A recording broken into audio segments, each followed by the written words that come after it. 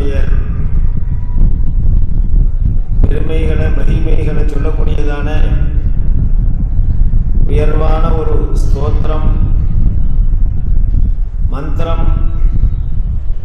அந்த ஸ்தோத்திரத்துக்கு அந்த மந்திரத்துக்கு ருத்ரம் என்று பெயர். ருத்ரன்னு ஒரு தெய்வத்துக்கும் பெயர். ருத்ரன்னு சொன்னா பரமேஸ்வரன்னு நமக்கெல்லாம் புரியும்.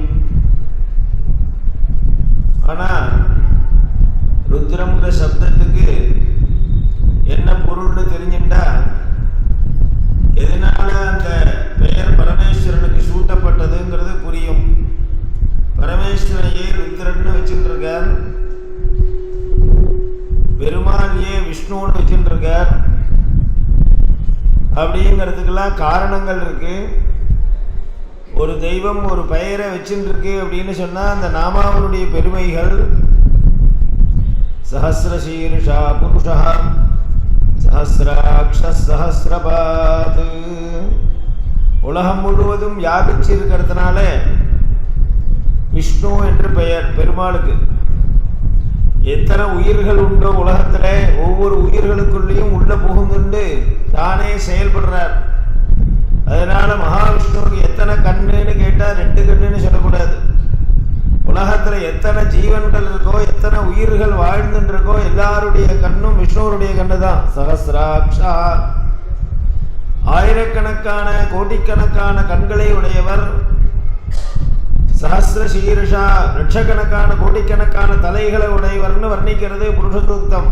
அதனால அவருக்கு விஷ்ணுன்னு பேரு. விஷ்ணு வியாப்தவ், எங்க பார்த்தாலும் வியாபிச்சிருக்கார். அவர் இல்லாத இடமே இல்லைங்கிறதுனால ருத்ரம்ங்கிற சிவனையே உபாசனை பண்ணின 63 நாயன்மாரும் சிவனை உபாசனை பண்ணினா. ஒவ்வொருத்தரும் ஒவ்வொரு விதமான சிவனை உபாசிச்சார்கள். ஆனா ருத்ரன்னு சொல்லக்கூடியதான ஒரு சிவமூர்த்தி இருக்கே, சிவனுடைய உருவம், அந்த உருவத்தையே உபாசனை பண்ணி முக்தி அடைஞ்சவர் ருத்ர பசுபதி நாயனார்னு பேரு. அவர் ருத்ர பசுபதினு பேர் வச்சிருந்தார். ருத்ரன்னு பெயருக்கு என்ன பொருள் அப்படின்னு கேட்டா உபனிஷத்து சொல்றது ருதம் திராவயதி ருத்ரஹா. ருத் அப்படிங்கிற சப்தத்துக்கு துன்பம் என்று பெயர் பொருள். திராவயத்தினா போக்கடிப்பவன். யார் துன்பங்களை அனைத்தையும் போக்கடிக்கிறானோ அவனுக்கு ருத்ரன்னு பேர். பெயர்லேயே அதனுடைய பொருள் தெரிகிறது. ஜனங்களுக்கு ஏற்படக்கூடிய, உயிர்களுக்கு, பக்தர்களுக்கு, பாமர ஜனங்களுக்கு, உலகத்துக்கு ஏற்படக்கூடிய எப்படிப்பட்ட துக்கத்தையும் போக்கடிக்கிறதுங்கிற சங்கல்பத்தோட ஒரு தெய்வம் காட்சி கொடுக்கிறது. அந்த தெய்வத்துக்கு தான் துன்பத்தை போக்கடிக்கக்கூடிய தெய்வம் ருத்ரன் என்று பெயர். அதனால இது ஒரு ரூಢி நாமா இல்லை, யௌகிகமான நாமா. ரூಢின்னு ஒரு பெயர் உண்டு, எல்லா பெயரும் பல பேர் வச்சுக்கிறார். இந்த பெயருக்கும் அந்த வைக்கப்பட்டதான வியக்திக்கும் பொருத்தமாக இருந்தா அதுக்கு யௌகிகம்னு பேரு. பொருத்தமே இல்லாமல் ஒருத்தர் பெயர் வச்சுட்டு இருக்கான். அவனுடைய சரீர அமைப்புக்கும் அவனுடைய நடவடிக்கைக்கும் அவனுடைய பழக்க வழக்கத்துக்கும் அவனுடைய பெயருக்கும் சம்பந்தமே இருக்காது. அப்படி இருந்தால் ரூಢின்னு பேரு. பொதுவா புத்தாம்பசிலையா பெயர் வைக்கிறது. அப்படி இல்லை, ருத்ரன்ற சப்தமானது முழுமையாக அன்வர்த்த சம்ஞையாக யௌகிக விற்பத்தியை அனுசரிச்சு பரமேஸ்வரனுக்கு சூட்டப்பட்டிருக்கு. தேவர்கள்லாம் சேர்ந்து ருத்ரன்னு சொன்னார். தேவதைகள்லாம் சேர்ந்துட்டு எப்படிப்பட்ட துக்கத்திலேருந்து காப்பாத்தினார் லோகத்தை. ஹாலாஹல விஷம் வந்துடுத்து. ஹாலாஹலாலங்கிருத கந்தராயே. கந்தரம்னா கழுத்து. கழுத்துல ஒவ்வொரு தெய்வமும் ஒவ்வொரு விதமான மாலையை போட்டு இருக்கு, அலங்காரம் பண்ணிட்டு இருக்கு. எல்லாம் நவரத்ன கச்சிதமான மாலைகளை போட்டு அலங்காரம் பண்ணி மினுத்துன்னு இருக்கு. வட்சஸ்தலத்தை போட்டு இருக்கார், கௌஸ்துபத்தை போட்டு இருக்கார். எல்லாரும் எல்லா வித அலங்காரம் பண்ணிட்டு இருக்கா. பரமேஸ்வரன் கழுத்துல என்ன அலங்காரம் பண்ணிட்டு இருக்காருன்னார். ஹாலாஹலாலங்கிருத கந்தராயே. விஷத்தை அலங்காரமா வச்சுட்டு இருக்க. கழுத்துல ஹாலாஹலங்கிற கொடியதான விஷத்தை விஷத்தால் அலங்கரிக்கப்பட்ட கழுத்தை உடையவன் ஸ்தோத்திரம் பண்றது. அந்த விஷம் வெளியில வந்தபோது உலகம் பூரா தவிச்ச சமயத்திலே உலகத்துக்கு ஏற்பட்டதான மகா துக்கம், தேவதைகளுக்கு துக்கம், எல்லாருமே கஷ்டப்படுறாங்கும் போது அந்த கஷ்டத்திலேருந்து காப்பாத்தின உடனே பரமேஸ்வரனுக்கு தேவதைகள்லாம் சேர்ந்து பெயர் சூட்டினா உன் பேரு இனிமே ருத்ரன்னு பேர். துக்கத்தை போக்கடிக்கிறவன்னு உனக்கு பெயர். இனிமே யாருக்கு துக்கம்னாலும் உங்ககிட்ட சரணம் அடைஞ்சுட்டா நீ காப்பாத்துவேன் அப்படிங்கிறது ஜனங்கள் புரிஞ்சுக்கணும். உன்னுடைய பெருமைகளை சொல்லிதான் புரிஞ்சுக்கணுங்கிறது இல்லை. உன் பெயரை கேட்ட உடனே ஜனங்களுக்கு அந்த எண்ணம் வரணும். ஒரு துக்கம் வந்துடுத்து, ஒரு ஆபத்து வந்துடுது, ஒரு கஷ்டம் வந்துடுத்துன்னா நாம அண்டக்கூடிய தெய்வம் இதுதான் அப்படின்னு உன் பெயரை கேட்டவுடனே அவர்களுக்கு தெரிஞ்சுக்கணும். அதனால உனக்கு நாங்கள்லாம் சேர்ந்து இன்றைய தினம் பெயர் வைக்கிறோம் ருத்ரன்னு பேர். பரமேஸ்வரனை அன்னியிலேருந்து ஆரம்பிச்சு ருத்ரம் ருத்ரன்னு பரமேஸ்வரனுடைய பெயராக அமைஞ்சிருக்கு. அந்த பரமேஸ்வரனை குறித்து வேதத்திலே பெரிய ஒரு பகுதி பரமேஸ்வரனுடைய பிரபாவங்களையும் மகிமைகளையும் அவர்களுடைய வைஸ்வரூபியம் விஸ்வரூபமான ஒரு காட்சிகளையும் வர்ணிக்கக்கூடியதான ஒரு பகுதி. அந்த பகுதிக்கு என்ன பெயர் வைக்கிறதுன்னு யோஜனை பண்ணி விஷ்ணுவை பற்றி சொல்லக்கூடியதுக்கு விஷ்ணு சூக்தம், ஸ்ரீயை பற்றி சொல்லக்கூடியது லட்சுமியை பற்றி சொல்லக்கூடிய பகுதிக்கு லட்சுமி சூக்தம், பிரம்மாவை பற்றி சொல்லக்கூடிய வேத மந்திரங்களுக்கு பிரம்ம சூக்தம், இப்படி அந்தந்த பகுதிகளுக்கு அந்த தெய்வத்துக்கு பெயர் வைக்கிற மாதிரி ருத்ரன்னு சொல்லக்கூடிய பரமேஸ்வரனை சிவனை பற்றி சொல்லக்கூடிய பகுதிக்கு வேதத்தில் ருத்ரம் சூக்தம் என்று பெயர் வைக்கப்பட்டிருக்கு. ருத்ரம்னு சுருக்கமாக அழைப்பா. பெரிய ஒரு பகுதியா அதுல பரமேஸ்வருடைய மகிமைகளை பூரா வேதமே நேரடியாக சொல்றது. வேதம் எந்த ஒரு சகுண மூர்த்தியும் குறிப்பிட்டு பேசாது. நிர்குண பிரம்மத்தை பத்தி தான் வேதங்கள் பேசும், வேதங்கள் உபனிஷத்துகள். ஆனா சகுணமான ஒரு தெய்வத்தை வேதங்கள் நேரடியாக குறிப்பிடுறதுன்னு சொன்னா அந்த ருத்ரம்ன்ற மகாமந்திரம் தான். பரமேஸ்வரனுக்கு அது ஒரு பெருமை. வேதங்கள்ல சொல்லப்பட்டதான மந்திரங்கள் எல்லாமே பெரிய பெரிய யஜ்யங்கள்ல பயன்படுத்தக்கூடிய மந்திரங்கள். இந்த மந்திரங்களை சொல்லி என்னென்ன செய்யணும், செயல்கள் செஞ்சா பலன் கிடைக்கும்னு வழிமுறைகள் சொல்லப்பட்டிருக்கு. மந்திரம் இருந்தாலே பலன் கிடைச்சிருமா? மந்திரத்தை எடுத்து பயன்பாட்டு கொண்டு வரணும். மருந்து வாங்கி வச்சிருக்கான், ஜுரத்தை போக்கடிக்கிற மாத்திரை, வயிற்று வலியை போக்கடிக்க மாத்திரை, சுகரை போக்கடிக்கிற இன்சுலின் எல்லாம் வச்சிருக்கான். ஆத்துல மருந்துகளை வாங்கி குவிச்சுட்டாலே வியாதி போயிடுமான்னு போகாது. அதை எடுத்து எப்படி பயன்படுத்தணுமோ பயன்படுத்தணும். அது எப்படி சாப்பிடணுமோ நியமமா இருந்துட்டு பத்தியமா இருந்துட்டு எந்த காலத்தை அனுசரித்து எத்தனை டோஸு அதே மாதிரி தான் மந்திரங்கள். மந்திரங்கள் இருக்கு தெரிஞ்சுட்டோம் அப்படிங்கிறதுனாலேயே பலன் கொடுக்காது. அதை எடுத்து பயன்படுத்தணும். அதனால அதுக்கு பிரயோகம் என்ற பெயர் சாஸ்திரத்தில். மந்திர பிரயோக வழிமுறைகள் அது தனியா இருக்கே. அது ரிஷிகள்லாம் எந்த ரிஷிகள்லாம் மந்திரங்களை கண்டுபிடிச்சார்களோ அந்த ரிஷிகள்லாம் அந்த மந்திரத்தை எப்படி பயன்படுத்துறதுன்னு வழிமுறைகளை சொல்லிக் கொடுக்கிறார். சொல்லிக் கொடுக்கிறான்னு சொல்லும்பொழுது இந்த மந்திரங்கள்லாம் வேதத்தில் உள்ளதான ருத்ரம் போன்றதான மகாமந்திரங்கள் எல்லாம் இதை எப்படி பயன்படுத்துறதுன்னு சொல்லும் பொழுது பெரிய ஒரு யஜ்யங்கள் ஒன்று இருக்கு. அந்த யாகத்துக்கு மகாக்னி சயனம்னு பேர். அந்த யாகத்திலே உச்சரிக்கக்கூடியதான மந்திரம் இந்த ருத்ரம்ங்கிற மந்திரம். ருத்ரம் சொல்லி என்ன பண்ணணும்? யாகம் பண்ணணும். என்ன யாகம்? மகாக்னி சயனம்ங்கிற யாகம். அப்படின்னா என்ன? பெரிய ஹோமங்கள் பல நாட்கள் பல பேர்களாக சேர்ந்து செய்ய வேண்டியதான பெரிய யாகம் அது சயனம்ங்கிற யாகம், மகாக்னி சயனம்ங்கிற யாகம். பொதுவாக நாம ஹோமங்கள்லாம் பண்ணும் போது செங்கல்லாம் வச்சு ஹோம குண்டங்கள் அமைப்போம். ஸ்கொயராக 4 மூலைகளாக ஹோமகுண்டம் கட்டுற வழக்கம். திரிகோணமாக அம்பாள் பெருமான ஹோமத்துக்கெல்லாம் கட்டுற வழக்கம். சில இடத்துல பர்சுலாகாரமா ரவுண்டா கட்டுவார். அதுக்குள்ளே அக்னியை வச்சு ஹோமங்கள்லாம் பண்ணுவோம். இந்த மகாக்னி சயனம்ங்கிற யஜ்யம் என்ன விசேஷம்னு கேட்டா, அந்த ஹோமகுண்டம் செங்கல்லாக அமைக்கப்படக்கூடிய ஹோமகுண்டமானது சேனபக்ஷி, அதாவது கருடன் மாதிரி உள்ள ஒரு பறவை, அந்த பறவையினுடைய ஷேப்புக்கு அந்த ஹோமகுண்டத்தை கட்டணும். 1000 கல்லுனால கட்டணும் அப்படின்னு சாஸ்திரம் சொல்றது. இந்த யஜ்யம் பண்ணக்கூடிய வழிமுறைகள்ல இது ஒண்ணும்.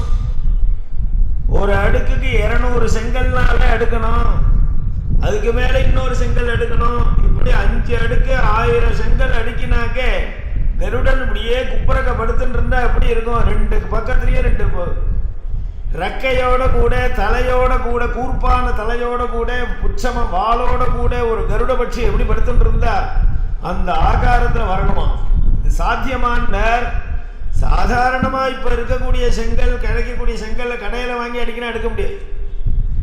நீ இப்படி அடுக்கணுங்கிறதுக்காக அந்தந்த மெஷர்மெண்ட் சொல்லப்பட்டிருக்கு. அளவு செங்கல் எப்படி தயார் பண்ணணும்னு அளவு இருக்கு சுல்ப சூத்திரத்துல. இப்படி நீ சூளை போடணும், இப்படி மண்ணை குழைக்கணும், இப்படி பண்ணணும். தலையில அமையக்கூடியதான ஒரு பகுதிக்கான கல்லாம் வேற ஷேப்ல இருக்கும், வேற வடிவத்தில் இருக்கும். உச்சத்தில் உள்ளதான இஷ்டகைகள்லாம் வேற வடிவத்தில். இப்படி கஷ்டம் அது. அந்த யஜ்யங்கள்ல இப்படி பண்ணி 1000 செங்கல்கள்லாம் அடுக்கின உடனே, இஷ்டகைகள்லாம் அடுக்கின உடனே அதில் அக்னி வச்சு இந்த ருத்ர மந்திரத்தை சொல்லி ஹோமங்கள் பண்ண சொல்றார். இதுதான் இந்த ருத்ர மந்திரத்தினுடைய ஒரிஜினல் விநியோகம். இந்த ருத்ரத்துக்கு மட்டும் இல்ல, வேதங்கள்ல உள்ள எல்லா மந்திரத்தினுடைய பயன்பாடுமே சுலபமாக நாம பயன்படுத்தக்கூடிய அளவுல இல்ல. பெரிய யஜ்யங்கள் பல பேர் பல நாட்கள் பல திரவிய சாத்தியமான கர்மாக்கள்ல விநியோகமா தான் இருக்கு. அஸ்வமேதம் யஜ்யம், இப்படி பல யஜ்யங்கள் பல கர்மாக்கள் உசந்ததா இருக்கு. இப்படி இருந்தா இதெல்லாம் வெளியில வராது. அதனால என்ன பண்ணினார்கள், கிருபையோட கூட ரிஷிகள்லாம் இதே மாதிரி இருக்கக்கூடிய பெரிய பெரிய உத்தமமான மந்திரம், இந்த மந்திரத்தினுடைய பிரபாவத்தை பார்த்தா அசாத்தியமா இருக்கு. இந்த பலனை அடையணும்னா இவ்வளவு கஷ்டப்பட வேண்டியிருக்கே. இவ்வளோ பெரிய யாகம் தயார் பண்ணி நாம என்ன நடத்த முடியுமா? தயார் பண்ணினா தான் இந்த ருத்ர மந்திரத்தினால ஹோமங்கள் பண்ணலாம். அப்படின்னு இருக்கும்போது இந்த ரிஷிகள் தபஸ் பண்ணி பரமேஸ்வரன் போய் அனுகிரகம் வாங்கிட்டு, எங்களுக்கு அவ்வளோ பெரிய யாகம்லாம் பண்ண முடியாது, அதுல பயன்படுத்தக்கூடிய அந்த மந்திரத்தை வச்சு சின்ன லெவல்ல நாங்க ஏதாவது பண்றதுக்கு ஒரு வழிமுறைகளை சொல்லுங்களேன் அப்படின்னு கேட்டு, அந்த வழிமுறைகளை சின்ன வழிமுறைகளாக சின்ன லெவல்ல ஹோம குண்டம் கட்டி அதில் ருத்ரத்தை பயன்படுத்தி ஹோமங்கள் பண்றது ஜபங்கள் பண்றதுன்னு ஒரு வழிமுறைகளை ரிஷிகள்லாம் கொண்டு வந்து கல்பிச்சார்கள்.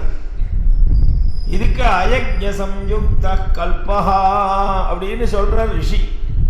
யஜ்ய சம்யுக்தம், யஜ்யத்தினுடன் தொடர்புடையதான பிரயோகமாக இல்லாமல், அயக்ஞம் யஜ்யத்துக்கு வெளியில் யஜ்யம் இல்லாமல் சாதாரணமான முறையில் சம்யுக்தம் சேர்க்கப்பட்டதான ஒரு வழிமுறைகளை சொல்றேன்னு போதாயன மகரிஷி சொல்றார். அப்படி சொல்லும் போது இந்த மந்திரத்தை வச்சு பல பிரயோகம் சொல்லியிருக்காரு.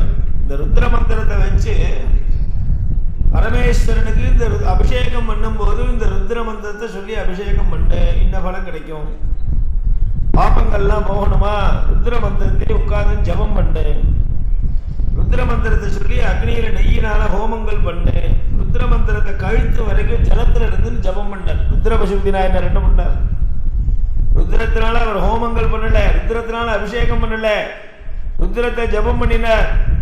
ஊர் குளத்துல கோடியில உள்ளதான குளத்துல போய் இறங்கின்றார். கழுத்து வரைக்கும் ஜலம் எடுத்துட்டு ருத்ரத்தை திருப்பி திருப்பி சொல்லிட்டே இருந்தார். ருத்ரம் ருத்ரம் ருத்ரம்னு ருத்ரா ருத்ரான்னு சொல்லிட்டே இருக்காரு. மோட்ச பரமேஸ்வரன் வந்து அனுகிரகம் பண்ணிட்டார் இல்லையா? கண்டதக்கணமான ஜலத்தினு சொல்லலாம், பலம் கிடைக்கும். அதுதான் அவர் சொல்ற முதல் பிரயோகம்ங்கிறது இந்த ருத்ரத்தினால அபிஷேகம் பண்றது பரமேஸ்வரனுக்கு. ததேதது ருத்ர ஸ்நானார்ச்சனா விதிம் வியாக்கியாஸ்யாமஹ பாபக்ஷயார்த்தி வியாதி மோச்சனார்த்தி ஸ்ரீகாமசாந்திகாமஹ புஷ்டிகாமஹ துஷ்டிகாமஹ ஆயுஷ்யகாமஹ ஆரோக்கியகாமஹ மோட்சகாமஸ்ச ஜுஹுஜாத். போதாயன மகரிஷி சொல்றார். பாபக்ஷயார்த்தி, பாபங்கள்லாம் போகணும்னு நினைக்கிறோமோ பரமேஸ்வரனுக்கு நிறைய அபிஷேகங்கள் பண்ணணும். அபிஷேக பிரிய சிவா. நிறைய அலங்காரம் பண்ணினா பரமேஸ்வரன் சந்தோஷப்பட மாட்டார். நிறைய நீ பஞ்சபட்ச பரமான்ன நைவேத்தியம் பண்ணா சந்தோஷப்பட மாட்டார். விழுந்து விழுந்து கும்பிட்டு நமஸ்காரம் பண்ணா சந்தோஷப்பட மாட்டார். தலையில ஜலத்தை கொட்டிகிட்டே இருக்கணும். 24 மணி நேரமும் சொற்ற விடுறா பாருங்க. நார்த்துல போய் பார்த்தா சிவலிங்கத்துக்கு மேல கட்டி ஜலம் சொட்டிகிட்டே இருக்கும். குளிராதா அவருக்கு? 24 மணி நேரம் அபிஷேகம் பண்ண. இத்தனைக்கு தலையிலேயே ஏற்கனவே ஒரு ஜலத்தை வச்சுட்டு இருக்காரு. கங்காசரனாக கங்கையை வச்சுட்டு இருக்கார். அதனால அபிஷேக பிரிய சிவஹா நமஸ்கார பிரியோ பானு. சூரியனுக்கு நமஸ்காரம் பண்ணா பிரியம். அலங்கார பிரியோ விஷ்ணு. மகாவிஷ்ணுவுக்கு நன்னா சிலிச்சிலின்னு பட்டு பீதாம்பரங்கள் ஆபரணங்கள் போட்டு நல்ல வாசனையான சந்தனங்கள் புஷ்பங்கள் போட்டு அலங்காரம் பண்ணினா மகாவிஷ்ணு சந்தோஷப்படுவார். குடிக்கணும் அவசியம் இல்லை. வாரத்துக்கு ஒரு தடவை தான் பெருமா கோவில் விஷ்ணுவுக்கு குடியல். பெருமா கோவில் பூஜை பண்றவாளே குடிக்க மாட்டேங்கிறா இல்லையா? என்ன சுவாமி இன்னைக்கு ஸ்நானம் பண்ணாம வந்திருக்கேன் போலக்கே, தலை நின்ன படிய வாரின்னு இருக்கேலே, 7 மணி கோவிலுக்கு வர தலைமுடிகி ஸ்நானம் பண்ணியிருந்தா அதுக்குள்ள எப்படி காஞ்சி நீங்க வாரின்னு வந்திருப்பேன். நான் குளிக்கிறதே இல்லையே. வெள்ளிக்கிழமை பெருமாளும் குளிப்பேன், நானும் குளிப்பேன் அப்படிங்கிற அவருக்கு அபிஷேகம் முக்கியம் இல்ல. அலங்கார பிரியோ விஷ்ணு. அபிஷேகம் ருத்ரனுக்கு தான் 6 காலம் அபிஷேகம். நிறைய அபிஷேகம் பண்ண பரமேஸ்வரன் அனுகிரகம் பண்றார். அப்படிங்கிறதுனால இந்த ருத்ரம்ங்கிற அபிஷேகத்தின் போது ருத்ர மந்திரத்தை சொல்லி அபிஷேகம் பண்றதுதான் முக்கியம். முன்காலத்துல எல்லா கோவில்கள்லையும் ஆலயங்கள்லையும் அபிஷேகங்கள் நடக்கும் பொழுது 10 பேர் சன்னதியில உட்கார்ந்து ருத்ர மந்திரத்தை ஜபம் பண்ணிட்டு இருப்பா. தெரிஞ்சவர்கள் தெரியாதவர்கள்லாம் உட்கார்ந்து கேட்டு இருப்பா. தெரிஞ்சவர்கள் சொல்லிட்டே இருப்பா. ருத்ர மந்திரம் ஜபம் பண்ணாமல் சிவலிங்கத்துக்கு அபிஷேகமே கிடையாது. இதுதான் அவர் சொல்றார். பாபக்ஷயார்த்தி வியாதி மோச்சனார்த்தி. பாபங்கள்லாம் போகும், வியாதிகள்லாம் விலகும்னு சொல்லப்பட்டிருக்கு. உபனிஷத்துல அதகைனம் பிரம்மச்சாரிண ஊச்சுஹு கிஞ்சப்பேன அமிர்தத்வன்னோ ப்ரூஹீதி சஹோவாச யாஜ்ஞவல்க்யः சதருத்ரீயேனேதி ஏதானி ஹி வா அமிர்தஸ்ய நாமதேஜானி ஏதைர்ஹி வா அமிர்தோ பவதி. ஜாபாலர்னு ஒரு மகர்ஷி, ஜாபாலின்னு சொல்லுவா. ராமாயணத்தை கூட அந்த மகர்ஷி வரார். அவர் பெயர்ல உடையதான ஒரு உபனிஷத்திற்கு ஜாபால உபனிஷத்துன்னு பேர். அதுல ஒரு ரகசியம் சொல்றா. அதகைனம் பிரம்மச்சாரிண ஊச்சுஹு. பிரம்மத்தை பத்தி ஒருவருக்கொருவர் விசாரிச்சுட்டு இருக்கார்கள். பல பேர்கள் ஒன்னா சேர்ந்து பிரம்ம ஞானிகள்லாம் ஒன்னா சேர்ந்து விசாரிக்கிறார். ஞானத்தை அடைஞ்ச உத்தம ஞானிகள்லாம் பிரம்ம விசாரம் பண்றா. ஒன்னா சேர்ந்துட்டு ஒருத்தருக்கு பேசிண்டே இருப்பாளாம். அப்பதான் பிரம்மம் புலப்படும். பரபிரம்மனுடைய ஸ்வரூபத்தை தெரிஞ்சுக்கணும்னா நிறைய காதால கேட்கணும், அப்புறம் மரணம் பண்ணணும், நிதித்தியாசனம் பண்ணணும், விசாரம் பண்ணணும், தெரிஞ்சுக்கணும். இப்படியே டிஸ்கஷன் பண்ணிட்டே இருந்தா நடுப்புற கூட்டத்தில் ஒருத்தர் எழுந்து கேட்டார். கிஞ்சப்பேன அமிர்தத்வன்னோ ப்ரூஹீதி. எனக்கு அமிர்தத்துவம் கிடைக்கணும், மரணமில்லாத தன்மை வரணும், ஆயுஷோட இருக்கணும், எதை ஜபம் பண்ணணும்னு கேட்டார் அவர். மரணமில்லாமல் இருக்கிறதுக்கு பிரம்மத்தை தெரிஞ்சுக்கிறதே சிரவணம் நிதித்தியாசனம் பண்ணி உபனிஷத் மூலமா பிரம்ம விசாரம் பண்ணினா முக்தி கிடைக்கும், மரணமில்லாத தன்மை கிடைக்கும்ன்றது எங்களுக்கு எல்லாம் தெரியும். ஆனா அது ரொம்ப சிரமமா இருக்கு, சிரமசாத்தியமா இருக்கு, மனசு அடங்க மாட்டேங்கிறது, காமக்ரோசத்துல வசப்பட்டிருக்கு. ஏதாவது ஒரு மந்திரம் சொல்லுங்க, இந்த மந்திரத்தை உட்கார்ந்து நான் ஜபம் பண்ணினா எனக்கு முக்தி கிடைச்சிடணும், அவ்வளவு சுலபமா இருக்கணும். கிஞ்சப்பியேன அமிர்தத்வன்னோ ப்ரூஹீதி அப்படின்னு கொஸ்டின் வச்சார். கிஞ்சப்பியேன எதை ஜபம் செய்வதால், எதை வாக்குனால சொல்றதுதான் ஜபம். வாக்குனால ஒரு தடவை சொல்றதுனாலேயே அமிர்தத்துவம் கிடைக்கணும், எனக்கு மரணமற்றதான ஒரு நிலையை நான் அடையணும் அப்படின்னு கேட்டார். எல்லாரும் ரொம்ப நாள் விசாரம் பண்ணதுக்கு அப்புறம் யாஜ்ஞவல்க்ய மகர்ஷி அதுக்கு பதில் சொன்னாராம். சஹோவாச யாஜ்ஞவல்க்யः சதருத்ரீயகேனேதி ஏதானி ஹி வா அமிர்தஸ்ய நாமதேஜானி ஏதைர்ஹி வா அமிர்தோ பவதி. யாஜ்ஞவல்க்ய மகர்ஷி சொன்னார், சதருத்ரீயம்னு ஒரு மகாமந்திரம் இருக்கு, அதை ஜபம் பண்ணினா அமிர்தத்துவம் கிடைக்கும். காரணம் என்னன்னா அதுல உள்ள ஒவ்வொரு நாமாக்களும் அமிர்தத்துவத்தை கொடுக்கும். ஏதானி ஹி வா அமிர்தஸ்ய நாமதேஜானி. பிரம்மத்தினுடைய பெயர்கள் எல்லாமே இந்த மந்திரத்தை சொல்லி நாம ஜபம் பண்ணி ஒரு தெய்வம் நமக்கு அருள் புரிஞ்சு சிவனுடைய ருத்ரனுடைய அருளால அமிர்தத்துவம் கிடைக்குங்கிறது இல்ல, இந்த மந்திரமே அனுகிரகம் பண்ணும். ஏதானி ஹி வா அமிர்தோ பவதி அப்படின்னு சொன்னார். அதுலேருந்து எல்லாரும் ருத்ர மகாமந்திரத்தை ஜபம் பண்ண ஆரம்பிச்சாராம். என்ன பலம் கிடைக்கும்? ருத்ரமதி. எப்படி அமிர்தத்துவம் கிடைக்கும்? ருத்ரத்தை ஒரு மந்திரத்தை ஜபம் பண்ணினா அமிர்தத்துவம் கிடைக்குமா அப்படிங்கிறதுக்கு பதில் சொல்ற. கைவல்ய உபனிஷத்துல யஸ்ஸதருத்ரமதீதே சஹ அக்னிபூதோ பவதி சுராபானாத் பூதோ பவதி ஸ்வர்ணஸ்தேஜாத் பூதோ பவதி. சில மகாபாபங்கள்லாம் இருக்கு, அந்த பாபத்துக்கு பிராயசித்தமே கிடையாது. இந்த பாபம் பண்ணினா அனுபவிச்சு தான் ஆகணும், துக்கம் ஏற்பட்டா அனுபவிச்சு தான் ஆகணும். இதுக்கு பிராயசித்தம் பண்ணிக்கணும். இந்த பாபத்திலேருந்து நீ விடுபடணும், பாபமற்றவனாக சுத்தனாக நீ மாறணும்னா ஒரு வழி இருக்கு. என்ன தெரியுமா? ஹோமகுண்டத்துல இறங்கி நெருப்புக்குள்ள இறங்கி நீ சுத்தனாக பாபம் போய் வெளியில வரக்கூடிய சாமர்த்தியம் இருந்தா நீ சுத்தனாக. அக்னிபூதோ பவதி. நெருப்புல இறங்கினோம், இறங்கின உடனே உடம்புல அது நெருப்பு எங்கெங்கெல்லாம் பாபங்கள் பரவிருக்கோ எல்லா பகுதியும் எரிக்கும். பாபம் இல்லாத பகுதியை அக்னி பகவான் தொடமாட்டார். சில பேர் நெருப்புக்குள்ளேயே இறங்கி வெளியில வரா பாருங்க. சீதை நெருப்புக்குள்ள இறங்கினா வெளியில வந்தார். சீதை அக்னி பிரவேசம் எந்த தைரியத்தில் பண்ணா? நமக்கு பாபமே இல்லை, பதிவிரதா தர்மத்தை அனுஷ்டானம் பண்றோம், நாம மனசனால கூட ஒத்துருக்கோம், புருஷனுக்கு துரோகம் பண்ணல அப்படிங்கிற திருட சித்தம் இருந்தது. நம்மள அக்னி பகவான் தொடமாட்டார். உடம்புல எது வரைக்கும் பாபம் சேர்ந்திருக்கோ அது வரைக்கும் அவர் சாப்பிடுவார். தோல்ல மட்டும் பாபம் இருந்தா தோல் ஒட்டி எரியும். அதை தாண்டி மாம்சத்திலையும் பாபம் உள்ளூர பெயர்ந்தது வியாதி மாறின்னு சொன்னா மாம்சம் எரியும், பாக்கி எரியாம இருக்கும். எந்தெந்த அங்கங்கள்லாம் பாபங்கள் பரவி இருக்கோ எல்லா பகுதியும் அக்னி பகவான் சாப்பிடுவார். அதனால அக்னி பூதோ பவதி. அக்னியில இறங்கி சுத்தமாக வர வெளியில வர தகுதி இருந்தா பண்ணு. அக்னி பூதோ. சீதை அக்னியில இறங்கின உடனே லட்சுமணனே அக்னியை மூட்டினா. எல்லாரும் பார்த்துட்டு இருக்கா. இறங்கின உடனே அக்னி பகவானே நேரடியாக வந்து சீதைய கொண்டு வந்து ராமர்கிட்ட சமர்ப்பணம் பண்ணினார். ராமா, சீதையை நீ ஏத்துக்கணும், அவ மகாபதிபுரத்தை அப்படின்னு சொன்னார். ராமர் அதை நம்புவாரா? அதுக்கு அக்னி பகவான் சொல்ற, நான் எதனால சீதையை கொண்டு வந்து கொடுத்தேன் தெரியுமா? சீதையினுடைய பாதிவிரத்தியம்ங்கிற நெருப்பு என்ன சொல்றதுங்கிறார். ஒரு பதிவிரத்தையினுடைய ஒரு சக்தி எப்படி இருக்குன்னு அங்க வெளிக்காமிக்கிறார் ராமாயணத்துல. பதியே தர்மம்னு வாழக்கூடிய ஒரு பெண்மணி கற்புக்கரசியா இருந்தா அவகிட்ட கண்ணகி எரிச்சா மதுரைய. அக்னி உள்ளூர இருக்கா, அவளுடைய சரீரத்துக்குள்ளேயே அக்னி இருக்கு. அந்த அக்னி நெருப்பு சுடும். அக்னியே அக்னி எரிக்கக்கூடிய சக்தி இருக்குங்கிறார் அக்னி பகவான். இவளுடைய சரீரத்தை உள்ள அக்னி என்ன தகிக்கிறது. ராமான் ஏத்துக்கோ, என்ன பரீட்சை பண்ணாத, அவளை தண்டிக்கிறேன்னு என்ன தண்டிக்கிற நீ? அக்னியை கொண்டு அக்னியில விட்டு என்ன தண்டிக்கிற, வாங்கிக்கோங்கிற. அதனால அக்னியில இறங்கினா தான் சுத்தமாவான்னு சொல்லக்கூடியதான சில பாபங்கள் இருக்கு. என்ன பாபம்? சுராபானாத் பூதோ பவதி.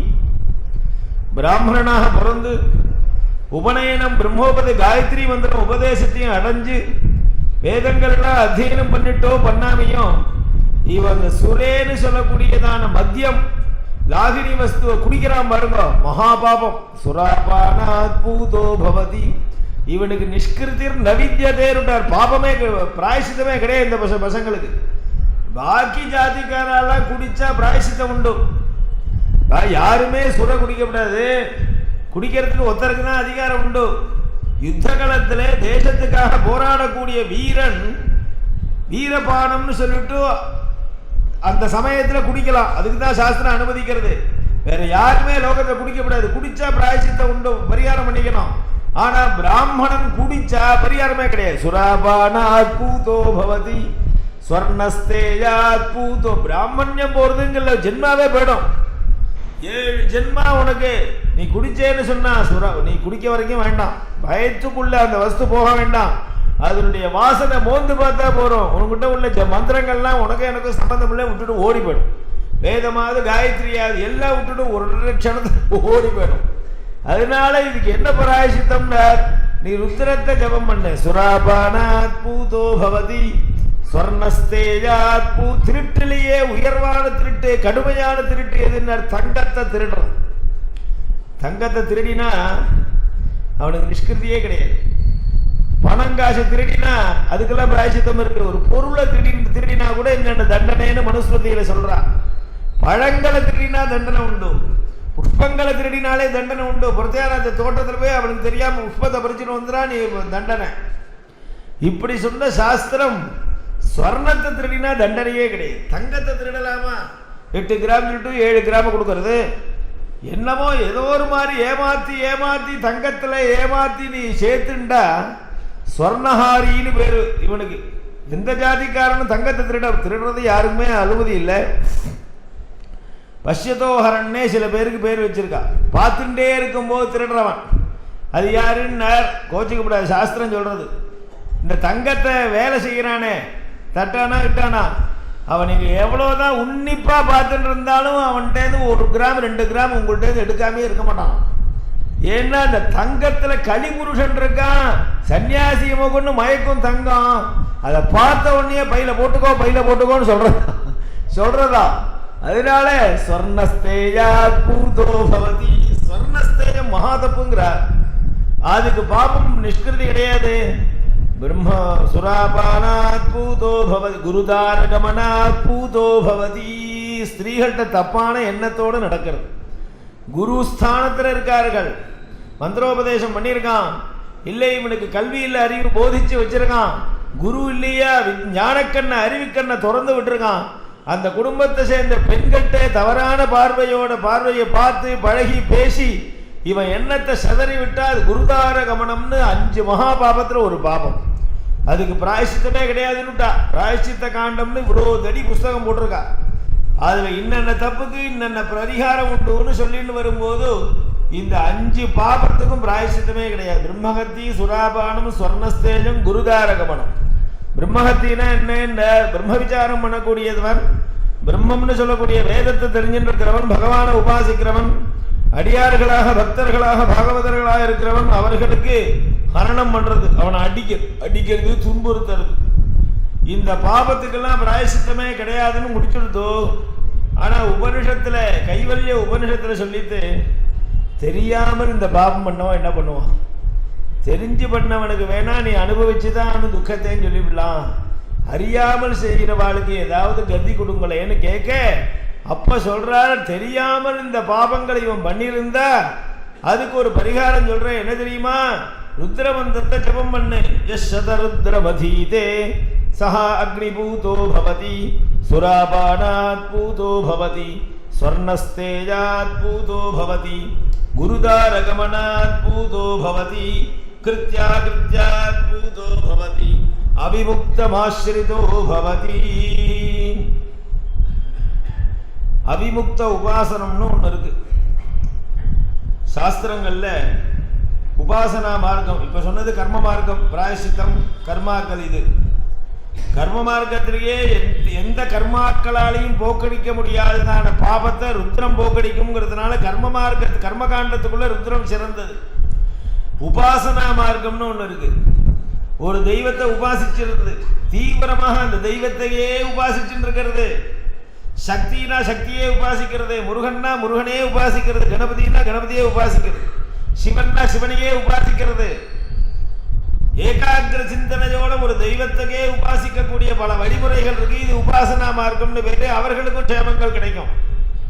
ஆனா இந்த உபாசனா மார்க்கம்னு சொல்லக்கூடிய அந்த வழிமுறைகளிலேயே ருத்ரத்து சிறந்ததுங்கிறார். காரணம் என்ன? இந்த உபாசனா மார்க்கத்துல அவிமுக்த உபாசனம்னு ஒண்ணு சொல்றார்.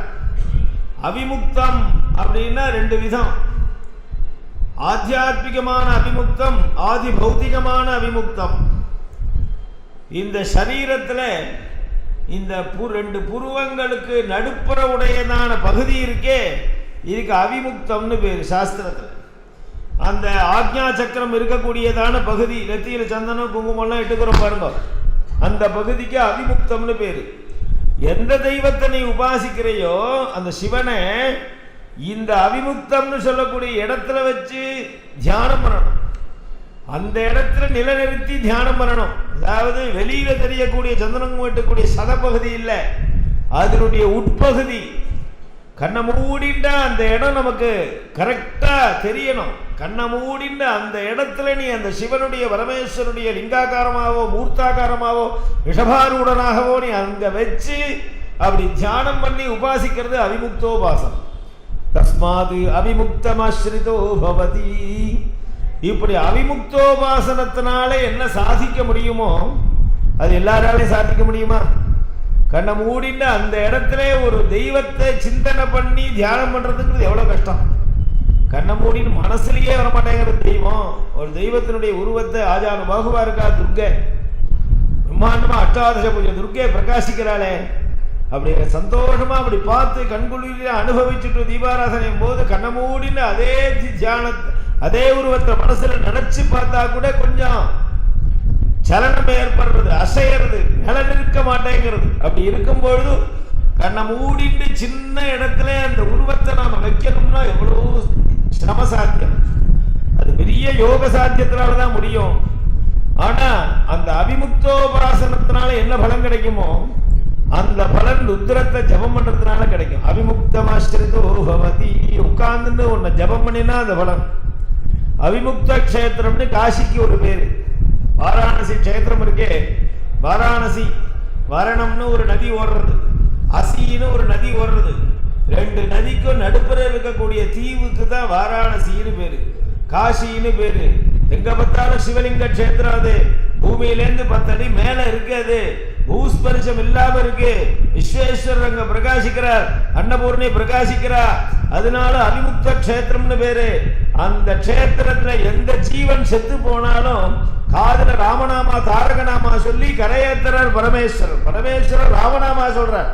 யதா வர்ணஜத் கர்ண மூலேந்த காலே சிவோ ராம ராமேதி ராமேதி காஷ்யம். பரமேஸ்வரன் வலது காதல வந்து ராமா ராமா ராமா ராமா தாரகநாமா சொல்லி அந்த ஜீவனை உத்தாரணம் பண்றார். யாரா இருக்கட்டுமே, ஜாதி மத பேதம் இல்ல, மனுஷர்கள் மட்டும் இல்ல, பறவைகள் மட்டும் இல்ல, மிருகங்கள். ஒரு பசுமாடு செத்து போனா கூட இடது பக்கமா ஒண்டிண்டு வலது காத மேல தூக்கிட்டு தான் செத்து போகும். காசியில இன்னைக்கும் நடக்கிறது. காரணம் என்ன? விஸ்வேஸ்வரர் வந்து காதல் தாரகநாமா சொல்லி தங்கிட்ட அழிச்சுக்கிறது அந்த ஜீவனை. அவிமுக்தமாஸ்ரிதோ பவதி. அதனால ராமனா ராம ராம ராம ராமா சொல்லிட்டே போவா. காசியில போனோம் நாராது, பள்ளி சொடுக்காது, மாடு முட்டாது இல்லையா? இதே மாதிரி பல பெருமைகள் உண்டு. எவ்வளவு ஜீவன் போயிட்டே இருக்கு ஒரு நாளைக்கு. ஆனா ஒன்னாவது துர்க்கத்தமே வராது. நம்ம ஒரு போனோம் இருந்தா அந்த வட்டாரத்திலே நம்மளால உட்கார முடியல நம்ம இருக்கிற இடத்துல. அப்படி இல்லை, அங்க போனாக்க அவ அப்படியே தூக்கின்னு போவா. ராம் நாம் சத்யகை, ராம் நாம் சத்யகை தான் சொல்லிட்டு தூக்கின்னு போவா பணத்தை. வரிசையா ஹரிச்சந்திரா காட்டில் 200 பணம் அடிக்கிருக்கோம், வாசனை அடிக்கும்னு. காரணம் என்ன? பரமேஸ்வரனால தாரகநாமா வலது காதல ஜபிக்கப்பட்டு அந்த ஜீவன் அழைச்சு கொள்ளப்படுறது. அதனாலதான் எல்லாருக்கும் காசி மரணம் கிடைக்குமா? காசியாந்து மரணான் முக்தி. கடைசி காலம் எல்லா சொத்தையும் பங்கிடு பண்ணிட்டு கொஞ்சமா பாக்கி காலத்துக்கு வச்சுட்டு காசியில போய் கடைசி காலத்தை கழிக்கலான்னு கங்கா தீரத்துக்கு ரூம் போட்டு சௌக்கியமா வாசம் பண்ணிட்டு இருக்கான். 1 மாசமாச்சு, 2 மாசமாச்சு, வியாதி போயிடுவான்னு நினைச்சுன்னு காசிக்கு போனா அங்க போய் கங்கையில ஸ்நானம் பண்ணி அந்த கங்கையினுடைய காத்துக்கு பட்ட உடனே கொட்டாவளி மாதிரி ஆயிட்டான். நல்ல நல்ல ஆரோக்கியம் ஆயிட்டான். கஷ்டமுட்டு சரீரம் புஷ்டியா போயிடுது. பகவான் ஜெயிக்கிறார். நீ நினைக்கும் போது கிடைக்குமா இச்சா மரணம்? நீ என்ன பீஷ்மனா? நீ விரும்பும் போது மரணம் கிடைக்காது. நீ எப்ப எதிர்பார்க்காம இருக்கியோ கொண்டு போடுவார் சுவாமி. அதனால அங்க போய் உட்கார்ந்தார். 1 வருஷமாச்சு, 2 வருஷமாச்சு, நான் என்ன வந்தாலும் இந்த எல்லையை தாண்ட பண்ண உட்கார்ந்துருக்கார். கடவுளர் 90 வயசாச்சு. அங்கேருந்து பேரன் கூட்டான், தாத்தா என்னுடைய கல்யாணத்துக்கா நீ வந்துட்டு போக கூடாதா? சரி வரேன்டா அப்படின்னு அங்கேருந்து ரயில்ல கங்கா காவேரியில் ஏறி அந்த பஞ்சக்ரோஷம் காசி எல்லையை ரயில் தாண்டித்தோ இல்லையோ ஓம் தத்சடாயிட்டார். நடந்த சமாச்சாரம் இல்லையா? இது விளையாட்டுக்கு சொல்ல. காசியில மரணத்தினுடைய பெருமைகள். பகவான் ஒண்ணுமே இல்லை, சாதாரணமா கங்காசானம் பண்ணிட்டு வரவோன்னு போனார். அப்படியே போனார். கேதார காட்டுல ஸ்நானம் பண்ணினார், படியில ஏறினார், உட்கார்ந்துட்டார், சந்தியோபாசனம் பண்ணி காயத்ரி ஜபம் பண்ணிட்டு இருந்தார். அப்படியே சாஞ்சுட்டார் கேதாரேஸ்வருடைய சரணத்துல. எத்தனை பேருக்கு அனாயாசம் கிடைக்கிறது? காசியாந்து மரணான் முக்தி. அது அவிமுக்த கஷேத்திரம்னு பேரு. நமக்கு காசி கிடைக்குமா, அந்திம காலம் கிடைக்குமா தெரியாது. ஆனா அந்த அவிமுக்த கஷேத்திரத்தினால கிடைக்கக்கூடிய முக்தி இந்த ருத்ர ஜபத்தினால கிடைக்கும்னு கைவல்ய உபனிஷத் சொல்றது. அவிமுக்தமாஸ்ரிதோ பவதி அனேன ஞானமாக புரோதி சம்சாரார்ணவதாரணம். உனக்கு ஞானம் கிடைக்கணுமா? உபாசனா காண்டத்தையும் சிறந்தது, ஞான காண்டத்திலையும் இது சிறந்ததா இருக்கு. உபனிஷத்துகள்லாம் ஜபம் பண்ண முக்தி கிடைக்கும். ஆனா ஒரு தடவை ஜபம் பண்ணினா முக்தி கிடைக்காது. சொல்லிட்டே இருக்கணும். டெய்லி காத்தா எழுந்து உபனிஷத் பாராயணம் பண்ணிட்டே இருக்கணும். சர்வதா சகிருத்வா ஜபேத். ஆனா அந்த ருத்ரத்தை எப்போதும் சொல்லணுங்கிறது இல்லை. ஞானிகள்லாம் எப்போதும் சொன்னாலும் சொல்லலாம், ஒரு தடவையாவது சொல்லு. சம்சாரணவதாரணம், சம்சாரங்கிற கடல்லேருந்து வெளியில வந்துருவேன். தஸ்மாதேவம் விதித்தைவன் கைவல்யம் பலமஸ்னுதே ஸ்தேயம் கிருத்வா குருதாராம்ஸ்ச கத்வா மத்யம் பீத்வா பிரம்மஹத்யாம் ஜகத். பச்ச மகாபாபமும் ருத்ர ஜபத்தினால போகும்ல. எப்படி ஜபம் பண்ணணும்ல? பரமேஸ்வரனுக்கு அபிஷேகம் பண்ணதான விபூதி. நாம விபூதி இட்டுக்கிறோமே, இந்த விபூதியை ஏதோ கடையில் வாங்கிட்டுலாம் இட்டுக்கூடாது. இந்த விபூதி தயார் பண்றதுக்கு சில விதிகள்லாம் இருக்கு. முறையாக பசுஞ்சாணியில முட்டாம் போட்டு சிவராத்திரி வரப்போறது. நல்ல கருக்காயை வச்சு பசுஞ்சாணியில தட்டி காய வச்சு முட்டானை போட்டு நடுக்கூடத்தில் கொள்ளையிலே குமிக்க விட்டு அவர் 1000 முட்டானை போட்டு அதில் பகவானை உபாசனை பண்ணி விரஜா ஹோமம்னு ஒரு ஹோமம் இருக்கு. அந்த ஹோமங்கள் பண்ணி அதனால சொக்கப்பானை எரிய விடுற மாதிரி முட்டான உள்ள பகுதியை எரிய விட்டு அது நல்லா எரிஞ்ச உடனே பஸ்மாவாயிடும். அதை எடுத்து நாம பகவத் பிரசாதமா எடுத்துக்கணும். சிவங்கோளுக்கு பாதி கொடுக்கணும், நம்ம எடுத்துக்கணும். பரமேஸ்வரனுடைய 12 திரவியம் அபிஷேகத்துல விபூதி ஒண்ணும். விபூதினாலே அபிஷேகம், விபூதி இடுறதில்ல. அபிஷேகம் பண்ணிட்டு ரத்திக்கு விபூதி இடுறது சொல்லல. விபூதிங்கிற ஒரு திரவியம் எப்படி பால்ங்கிறது ஒரு அபிஷேக திரவியமோ அதே மாதிரி விபூதினால அபிஷேகம் பண்ணினாக்க அது ஒரு பிராயச்சித்தமா எடுத்திருக்க. உனக்கு விபூதிர் பூதிர் ஐஸ்வர்யம், நிறைய ஐஸ்வர்யம் வரணுமா? பரமேஸ்வரன் சன்னதியில நல்ல சுத்தமான விபூதியை வாங்கி கொடுத்து அபிஷேகத்துக்கு பயன்படுத்த சொல்லு. கோவிலுக்கு விபூதி வாங்கி கொடுக்கு, அவளுக்கும் நல்ல விபூதியா கிடைக்கும். அப்படி பரமேஸ்வரனுக்கு அபிஷேகம் பண்ணதான விபூதியை கொண்டு வந்து பஸ்மச்சன்னஹ பஸ்மசய்யாசயானஹ ருத்ராத்யாதி முச்சியதே சர்வபாபை பஸ்மச்சன்னஹ. உடம்பு பூரா உள்ளங்கால்லேருந்து உச்சந்தலை வரைக்கும் அந்த விபூதியை பூசிக்கணும். சிவனுக்கு அபிஷேகம் பண்ணதான விபூதியை ஜலம் விட்டு குழைச்சிட்டு கூடாது. உத்தூரணம்னு பேரு. பாக்கிய விபூதியை நாம நல்லா ஜலம் விட்டு குழைச்சிட்டுக்கலாம். கோவில்ல கொடுக்கக்கூடிய விபூதி அங்கங்க தபால்ல பிரசாதம் வருது. இப்போ என்னெல்லாம் அர்ச்சகா தான் பிரசாதம் கொடுப்பா. இப்ப போஸ்ட்மேன் தான் பிரசாதம் நம்ம கொடுக்குறோம். அவ யார் எந்த போஸ்ட்மேனா போஸ்ட் மாஸ்டரா தெரியாது, வாட்ச்மேன் கொடுக்குறான், செக்யூரிட்டி அவன் தான் வாங்கி கொடுக்குறான் கவர. அவன் யார் நமக்கு யார் கையிலே பிரசாதம் வாங்கிக்கிறப்போ இந்த பிரசாதம் வருது பகவத் பிரசாதம். நமக்கு இந்த அவாந்தரமா வரக்கூடிய சோர்ஸ் எல்லாம் நம்ம பாக்குறது இல்லை. கிளம்பி நேரம் பகவான் கோவில்லேருந்து கிளம்பி இருக்கு, நம்ம அதுக்கு வந்து சேர்றது. வர்ற வழி எப்படி இருந்தான்னு வஸ்து வந்தாச்சு. இந்த மாதிரி வரக்கூடிய பிரசாதங்கள்லாம் நம்ம ஆத்திர நித்தியப்படி இட்டுக்கிறதுக்கு விபூதி இட்டுக்கிறதுக்கும் வச்சிருப்போமே ஒரு பேலா, அதுல போடக்கூடாது. நான் வைதிகசிலே ஒரு தடவை எழுதியிருந்தேன். இந்த விபூதியை கொண்டு அதுல போட்டுவிட்டு இட்டுக்கும் போது அதையும் சேர்த்து இட்டுக்கிறது. இட்டுக்காதரா, அது தனியா போடு. அதை ஜலம் விட்டு குழைச்சி இட்டுக்கப்படாது. உத்தூரணம் பண்ணிக்கணும்னு இருக்கு. உத்தூரணம்னா கீழேந்து மேல் வரைக்கும் அப்படி அப்படியே பண்ணணும். அந்த மயிர்கால்கள்லாம் கீழே பார்க்க இருக்கும் உடம்புல, அதுக்கு எதிர்நிலையில விபூதியை பூசணும். இப்படி பூசனா பாருங்க, கீழேந்து இப்படி பூசினாதான் அந்த மயிரை எதிர்த்துன்னு போகும். அதுதான் உத்தூரணம், உபரிதூரணம். அப்படி பஸ்மச்சன்னஹ அந்த பரமேஸ்வரனுக்கு அபிஷேகம் பண்ணப்பட்ட விபூதியை உடம்பூரா பூசிண்டு பஸ்மசய்யாசயானஹ நல்ல பஸ்மா. பஸ்மான விபூதி. அது கீழே நன்னா நீ 6 அடினா 6 அடிக்கு விபூதியை பரப்பி அதுல படுத்தணும்னுமா. பஸ்மா மேல படுத்துட்டு உடம்பு பூரா பஸ்மாவை மூடிட்டு கண்ணு ஒண்டி தெரியலாம், வாக்கு ஒண்டி தெரியலாம். இந்த ருத்ரத்தை ஆதியோட அந்தம் ஒரு தடவை சொன்னா போதும். ருத்ராச்சாரி முச்சியதே சர்வ பாபை, எல்லா பாபமும் உங்ககிட்ட போயிடும். அப்புறம் நீ நெருப்புல போய் இறங்கினாலும் நீ உனக்கு ஒரு சரீரத்துக்கு ஒண்ணா சுடவே சுடாது நெருப்பு. இப்படி பாபங்கள்லாம் போறதுக்கு உத்தமமான ஒரு மார்க்கமாக சொல்லியிருக்கு. அதனால ருத்ர மகாமந்திரம்ங்கிறது பல பேராலையும் பயன்படுத்தப்படுறது. ஆலயங்கள்ல சிவனுக்கு சந்தோஷத்தை கொடுக்கக்கூடியது.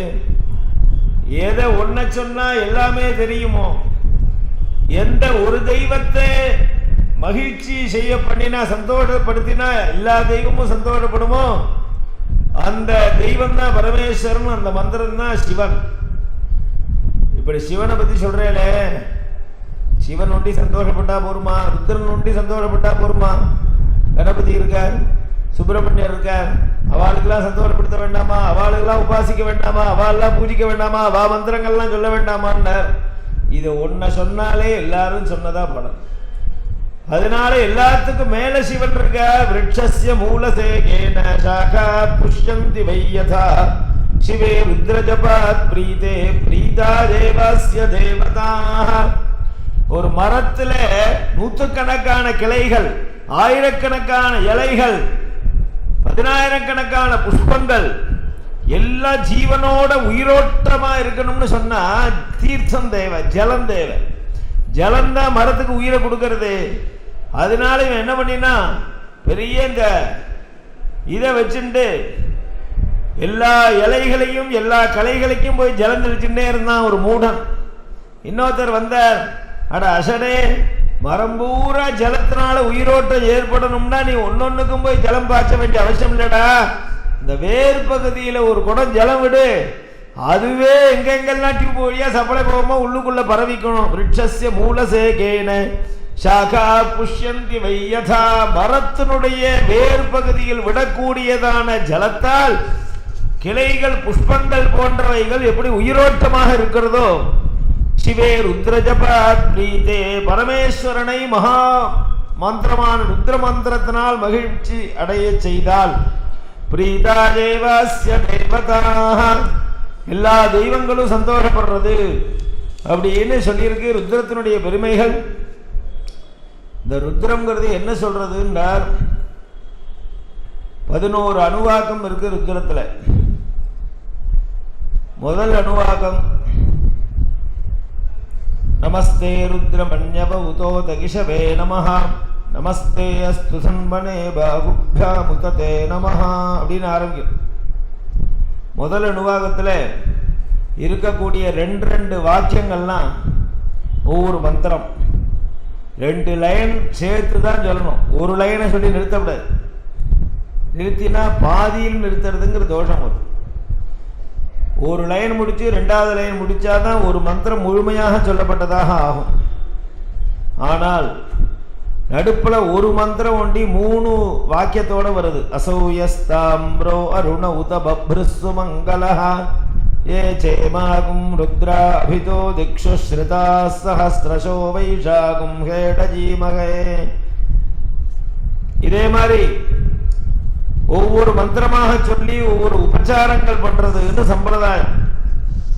சிவ சம்பந்தமான தெய்வங்கள், விஷ்ணு சம்பந்தமான தெய்வங்கள்னு 2 குரூப்பா பிரிச்சா, ஒவ்வொரு இந்த சிவசம்பந்தமான தெய்வங்களை பூஜை செய்வதற்கு உரியதான மந்திரங்கள் ருத்ரத்தில் இருக்கு.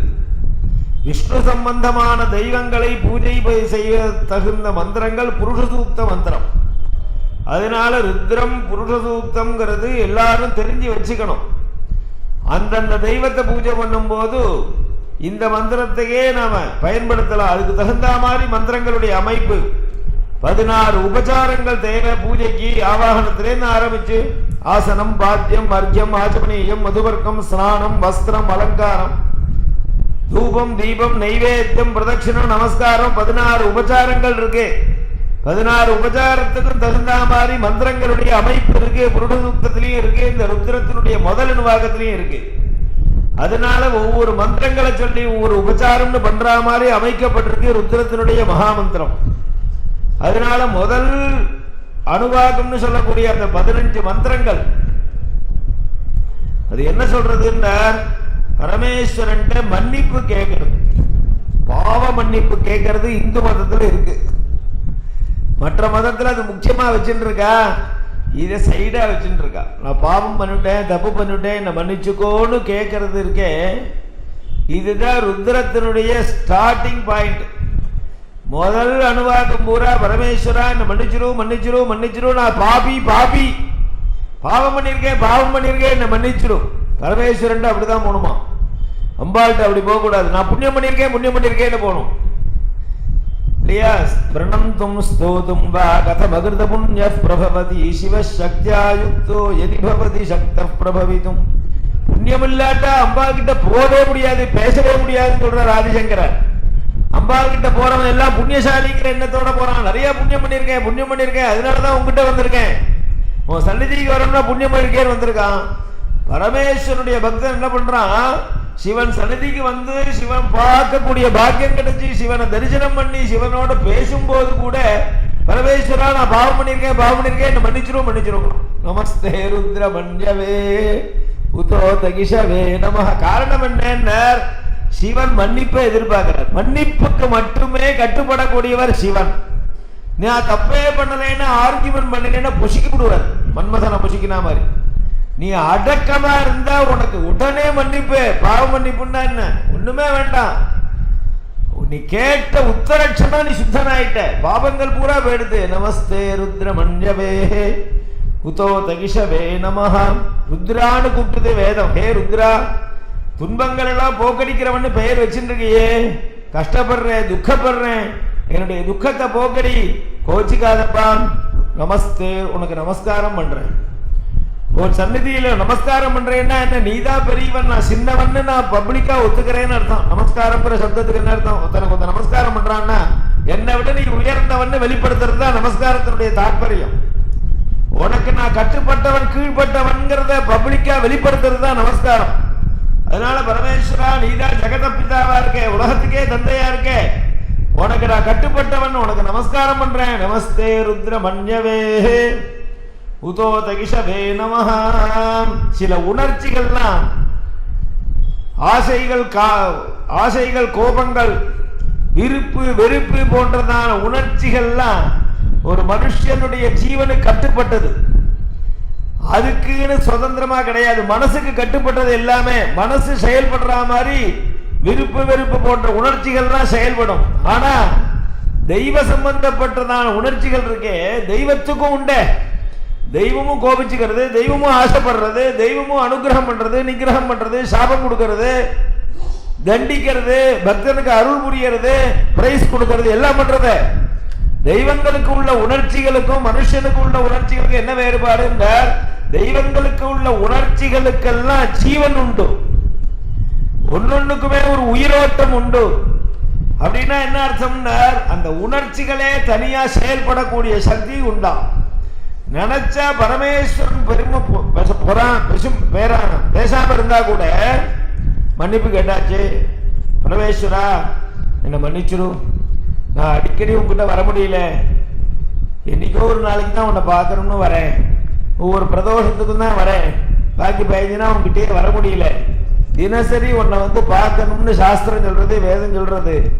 சாயங்கால வேலையில சிவனை பார்க்காம இருக்காது.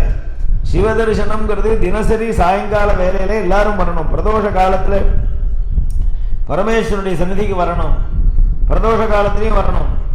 அதனால வர முடியல, இப்படி நீ பாவம் என்ன மன்னிச்சுக்கோன்னு கேட்ட உடனே பரமேஸ்வரன் பேசாம இருந்தாலும் சிவனுடைய கோபம்ங்கிற உணர்ச்சி இருக்கே, அது இவனை தண்டிக்கிறதுக்கு தயாரா இருக்கு. அதுக்கு உயிரோட்டம் உண்டு, அது தெய்வ சம்பந்தப்பட்டதுனால அது கிளம்பி விண்ட வருதான் கோபம். அதனால வேதம் என்ன சொல்றது, பரமேஸ்வரன் பாவ மன்னிப்பு அப்புறம் கேட்கலாம். இந்த பரமேஸ்வரன் இருக்கக்கூடிய தாட்ஸ் இருக்கே, உணர்வுகள், கோபங்கள், ஆசா பாசங்கள், அதை பார்த்து மன்னிப்பு கேட்கறது. ஹே மன்யோ, கோப உணர்ச்சியே உனக்கு ஒரு நமஸ்காரம். உதோ தகிஷவே நமஹ. நமஸ்தே அஸ்து. ஏன் கோபிச்சுட்டு இருக்கார், சொன்னபடி நடக்கல. பரமேஸ்வரன் என்ன சொன்னாலும் நம்ம கேட்டோமா? ஸ்ருதி ஸ்மிருதி மமை வாக்கிய வேதங்கள் சாஸ்திரங்கள்லாம் சிவனுடைய ஆக்ஞா ரூபம், கட்டளை ரூபம். அதுல சொல்லப்பட்ட பிரகாரம் நடக்கல, கோபிச்சுகள். கோபம் வந்தா ஒருத்தனை தண்டனை கொடுப்போம். தண்டனை கொடுக்கணும்னா ஏதோ கம்பெடுத்து அடிக்கணும்னு வச்சுங்களேன்.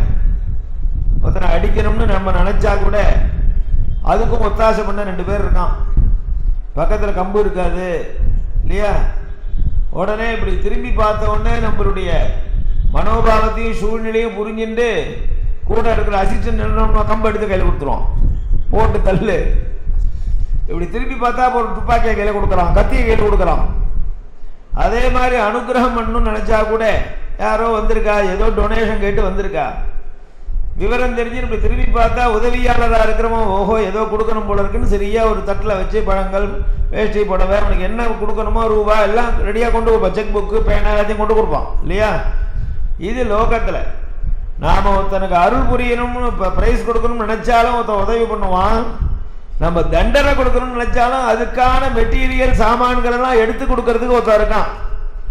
ஆனா தெய்வங்கள் விஷயத்துல என்ன, இவர் யாருக்காவது தண்டனை கொடுக்கணும்னு நினைச்சா அதுக்கான சாமகிரிகள் இருக்கே, கம்பு போன்றவைகள், அது எடுத்து கொடுக்கறதுக்கு அங்க ஒருத்தரும் கிடையாது. பின்ன தானே எடுத்துக்கணுமான்னார், தானே எடுத்துக்க மாட்டார், மதிப்பு போயிடும். பின்ன என்ன, இவர் மனசுனால நினைச்ச மாத்திரத்துல என்னென்ன சாமான்கள் வேணுமோ எல்லாம் கிருகிருன்னு நகர்ந்து இவர்கிட்ட வந்து நின்றுடும். முடிஞ்சு போச்சு. மாயாஜால வித்திய மாதிரி இவர் இப்படி மனசுனால நினைச்சா போடும்.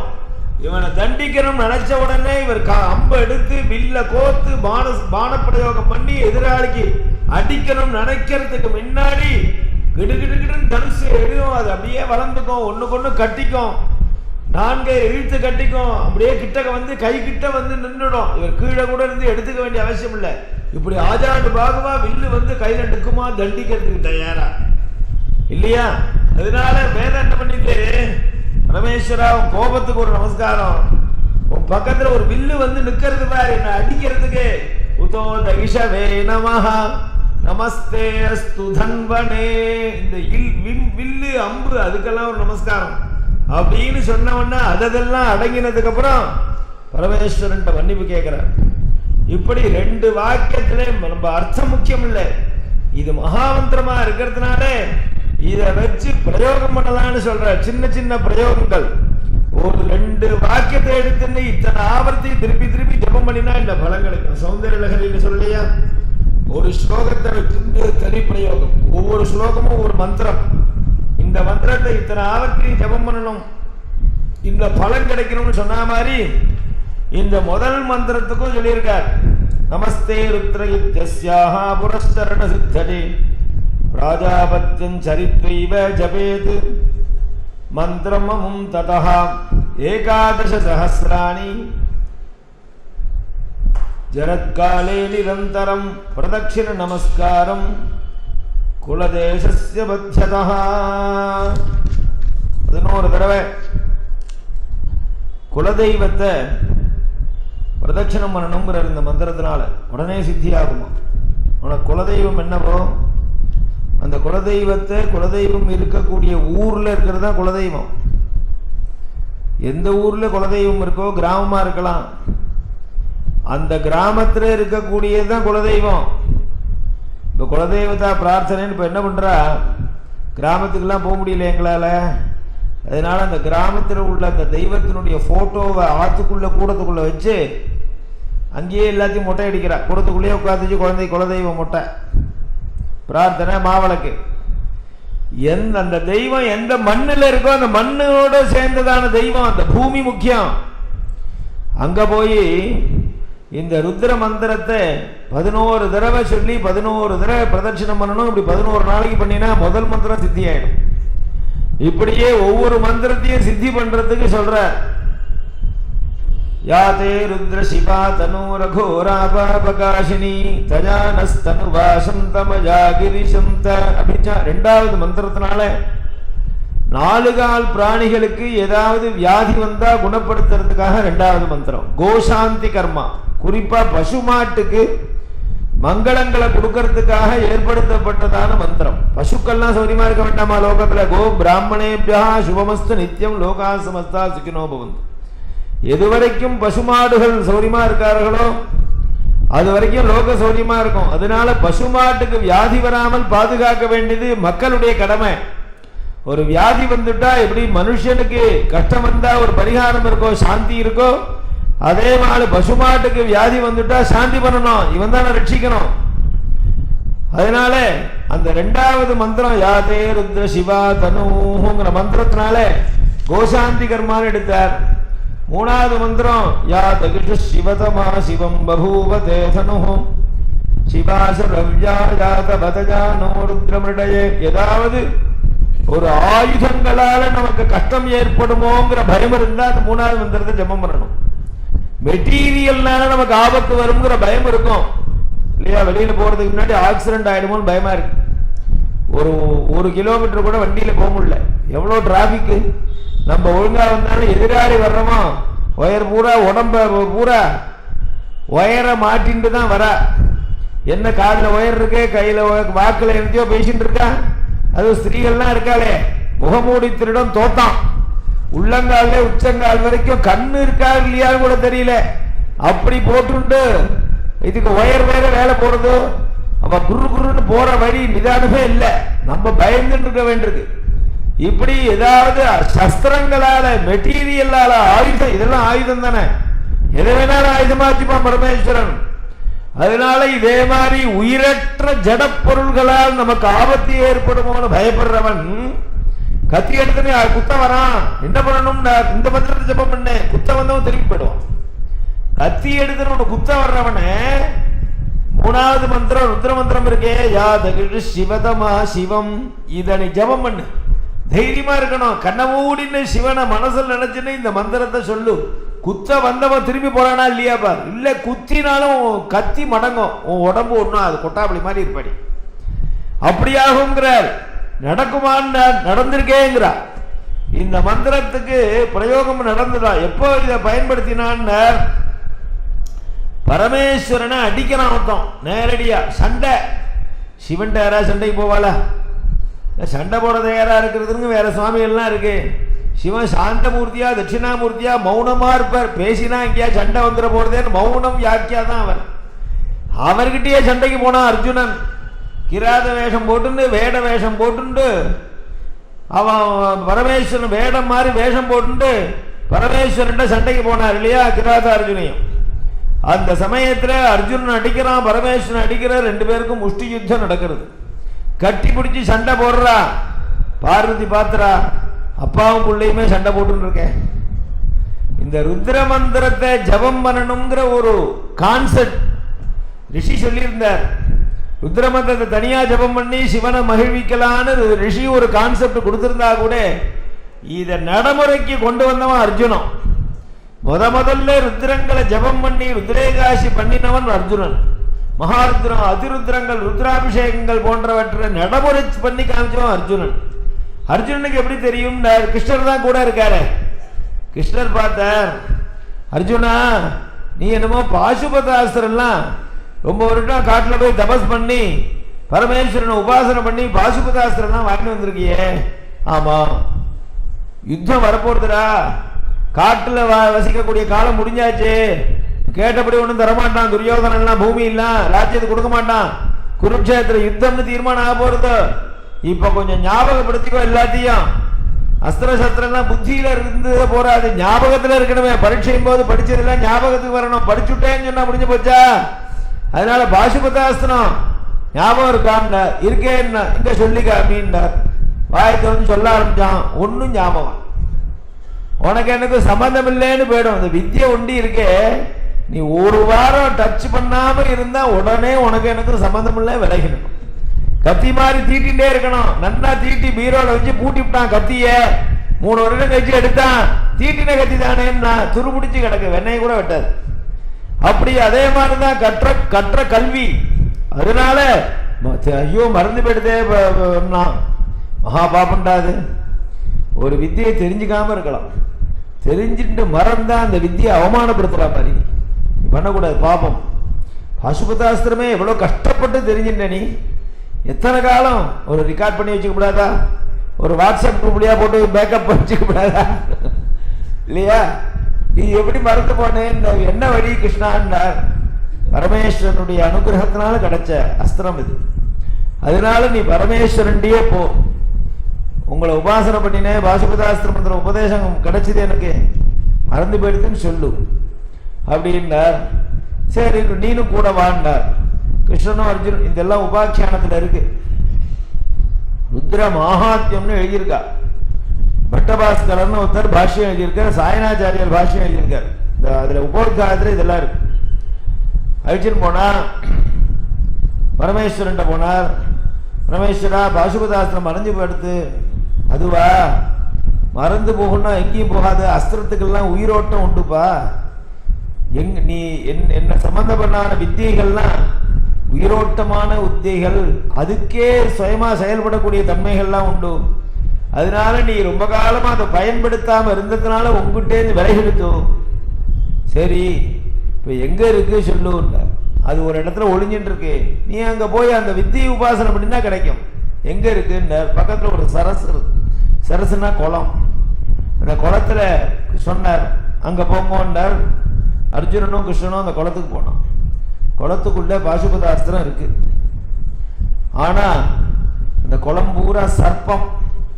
அந்த அஸ்திரத்தை தொட விடாத லெவல்ல பாம்பு பெரிய பெரிய லெவல்ல சீர்றது. ரொம்ப உக்ர, ரொம்ப ரத்தனங்கள்லாம் இருந்தா சுத்தி பாதுகாப்பு இருக்கிற மாதிரி இவனால நெருங்கவே முடியல. அர்ஜுனனால கேட்டான், கிருஷ்ணா என்னது பாசுபதாஸ்திரத்துக்கு சுத்தி இப்படி இருக்கே, இது எப்படி சமணப்படுத்துறதுன்னா ஒரு வழி சொல்றேன். ருத்ரம்னு ஒரு மந்திரம் இருக்கு, அதை நீ திருப்பி திருப்பி சொல்லு. அந்த மந்திரத்தினுடைய பிரயோகத்தினால சர்ப்பத்தினுடைய விஷங்கள் பூரா இறங்கும். தொண்டையிலேயே தொண்டைக்குழியில விஷத்தை வச்சுருக்கிறவன் பரமேஸ்வரன். எப்படிப்பட்ட விஷபாதையும் போக்கடிக்கக்கூடிய தன்மை இந்த ருத்ரத்துக்கு உண்டுடா. இந்த சர்ப்பபாதையிலேருந்து நீ விட்டுடலாம், சத்ருக்கள்லாம் ஓடி போயிடுவா ருத்ரத்தை வச்சுட்டா அப்படின்னு சொன்னார். உடனே ருத்ரத்தை 2 பேருமா உட்காந்து ஜபம் பண்ண. கிருஷ்ணனும் ஜபம் பண்ணா, இவரும் ஜபம் பண்ணா. ஒரு தடவை ஆச்சு, 2 தடவை ஆச்சு, வரவே இல்லை. 11 தடவை ருத்ரத்தை பூரா ஜபம் பண்ண உடனே பாம்பு எல்லாம் விலகிச்சு. பாசுபதாஸ்திரம் கிடைச்சது, எடுத்துன்னு வந்தான். அதுலேருந்து 11ங்கிறது இந்த ருத்ரத்துக்கு முக்கியமான ஒரு சங்கையாயிடுச்சு. 11 தடவை ருத்ரம் சொல்லலாம். இல்லை 11 × 11 121 தடவை ருத்ரம் சொல்லலாம். இல்லை 121 × 11 1331 தடவை சொல்லலாம். இல்லை அப்படி மகாருத்ரம்னு பேர். இல்லை அதுலேருந்து இன்ட்டு போட்டு 11 சொன்னா 14,000 சொச்சம் தடவை, அதுக்கு அதிருத்ரம்னு பேர். இப்படி இந்த 11 மடங்குனால முதல்ல பிரயோகம் பண்ணி பலன் அடைஞ்சவன் அர்ஜுனன். சிவாம்சம் நிறைய இருக்கு அர்ஜுனனுக்கு. அதனாலதான் ஆக்ரோஷத்தோட யுத்தம் பண்ண முடியாது. விஷ்ணுவனுடைய அனுகிரகம் இருந்தா சாந்தம் கிடைக்கும், அமைதி கிடைக்கும், அவ்வளவுதான். வீரம் வராது. ஒரு உணர்ச்சி, கோபம், அடிக்கணும், உதைக்கணுங்கிற தெம்பெல்லாம் வரணும்னா பரமேஸ்வரனை தான் உபாசிக்கணும். அதனால அவனுடைய அம்சம் இருக்கு. அப்படிப்பட்ட அர்ஜுனனுக்கு பரமேஸ்வரனுக்கும் சண்டை வந்தது. அதான் ஆச்சரியம். ஒரு கட்டத்தில் அர்ஜுனனை பரீட்சை பண்ணணும்னு நினைச்சார் பரமேஸ்வரன். என்ன பண்ணணும்னா, அர்ஜுனனுக்கு உண்மையாவே நம்ம கிட்ட பக்தி இருக்கான்னு பார்க்கணும். எல்லாரும் லோகம் பூரா அவனை வீராளின்னு சொல்றா, சவியசாச்சின்னு சொல்றா, இடது கையாலேயே பாடப்பிரயோகம் பண்ணுவான்னு சொல்றா. லோகம் புகழ்றது. அவனோட நேர சண்டையை போட்டுன்னா அவனுடைய வீரத்தை ரசிக்கணும், பக்தனுடைய வீரத்தை ரசிக்கணும்னு நினைச்சார் பரமேஸ்வரன். ஒரு கிராத்தன் மாதிரி வேஷம் போட்டு, கிராத்தன்னா வேடம், காட்டுல மிருகங்களை வேட்டையாடக்கூடிய வேடுவன் இருக்கானே அவனுக்கு கிராத்தன் பேர். அதே மாதிரி வேஷம் போட்டுட்டார். வேஷம் போட்டு ஒரு பன்னியை சிருஷ்டி பண்ணி வராகத்தை துரத்துட்டே வந்தார். அர்ஜுனனும் இந்த காட்டுல இருக்கான், அவனும் இந்த வராகத்தை துரத்துறான். 2 பேரும் துரத்துறா.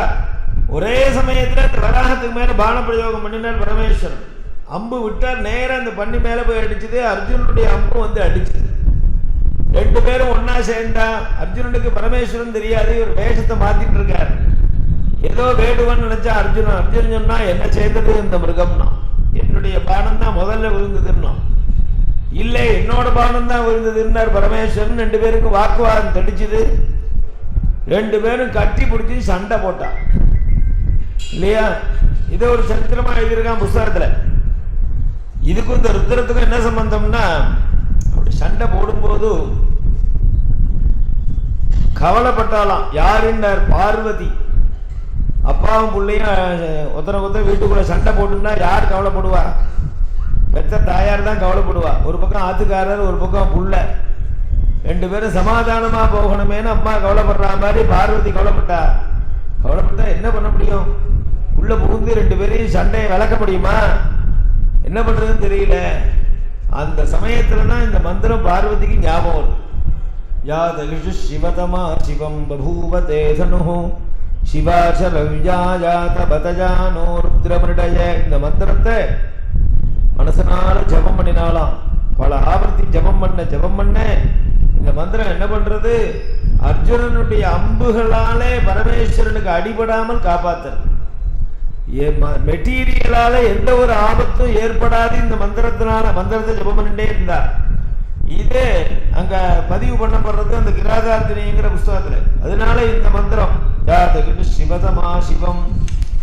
அடுத்த மந்திரம் யாது ருத்ர சிவாதனோ. அகோரா பாபகாஷினி. இப்படி ஒவ்வொரு மந்திரத்துக்கும் ஒவ்வொரு விதமான பலன்கள் 15 மந்திரம் இருக்கு. நமோ ஹிரண்யபாகவேன்னு 2வது அணுவாகத்திலேருந்து 10வது அணுவாகம் முடிய வைஸ்வரூபிய தியானம்னு பேர். பகவான் எங்க இருக்கான், எங்க இருக்கான்னு என்னத்தை சொல்றது? எங்க இருக்கான்னு கண்டுபிடிக்க முடியல வேதத்தால. சிவன் எங்க இருக்கான்னு எப்படி கண்டுபிடிக்க முடியும்? பார்த்தது எங்க இருக்கானோ அந்த இடத்த பார்த்து ஸ்தோத்திரம் பண்ணணும்னு நினைச்சது. நமஹா நமஹான்னு சொல்லணும். எங்க இருக்காளோ அதை பார்த்து நமஸ்காரம் சொல்லிட்டு இந்த ஸ்வரூபமா நீ இருக்கிற பரமேஸ்வரான்னு வெக்தமா சொல்லிவிடலாம். ஸ்தம்ப ரூபமா இருக்கக்கூடிய நரசிம்மான்னு சொல்ல முடியல நம்மளால. பரமேஸ்வரன் நீ எந்த வடிவத்துல இருக்கேன்னு வேதத்தினால கண்டுபிடிக்க முடியல.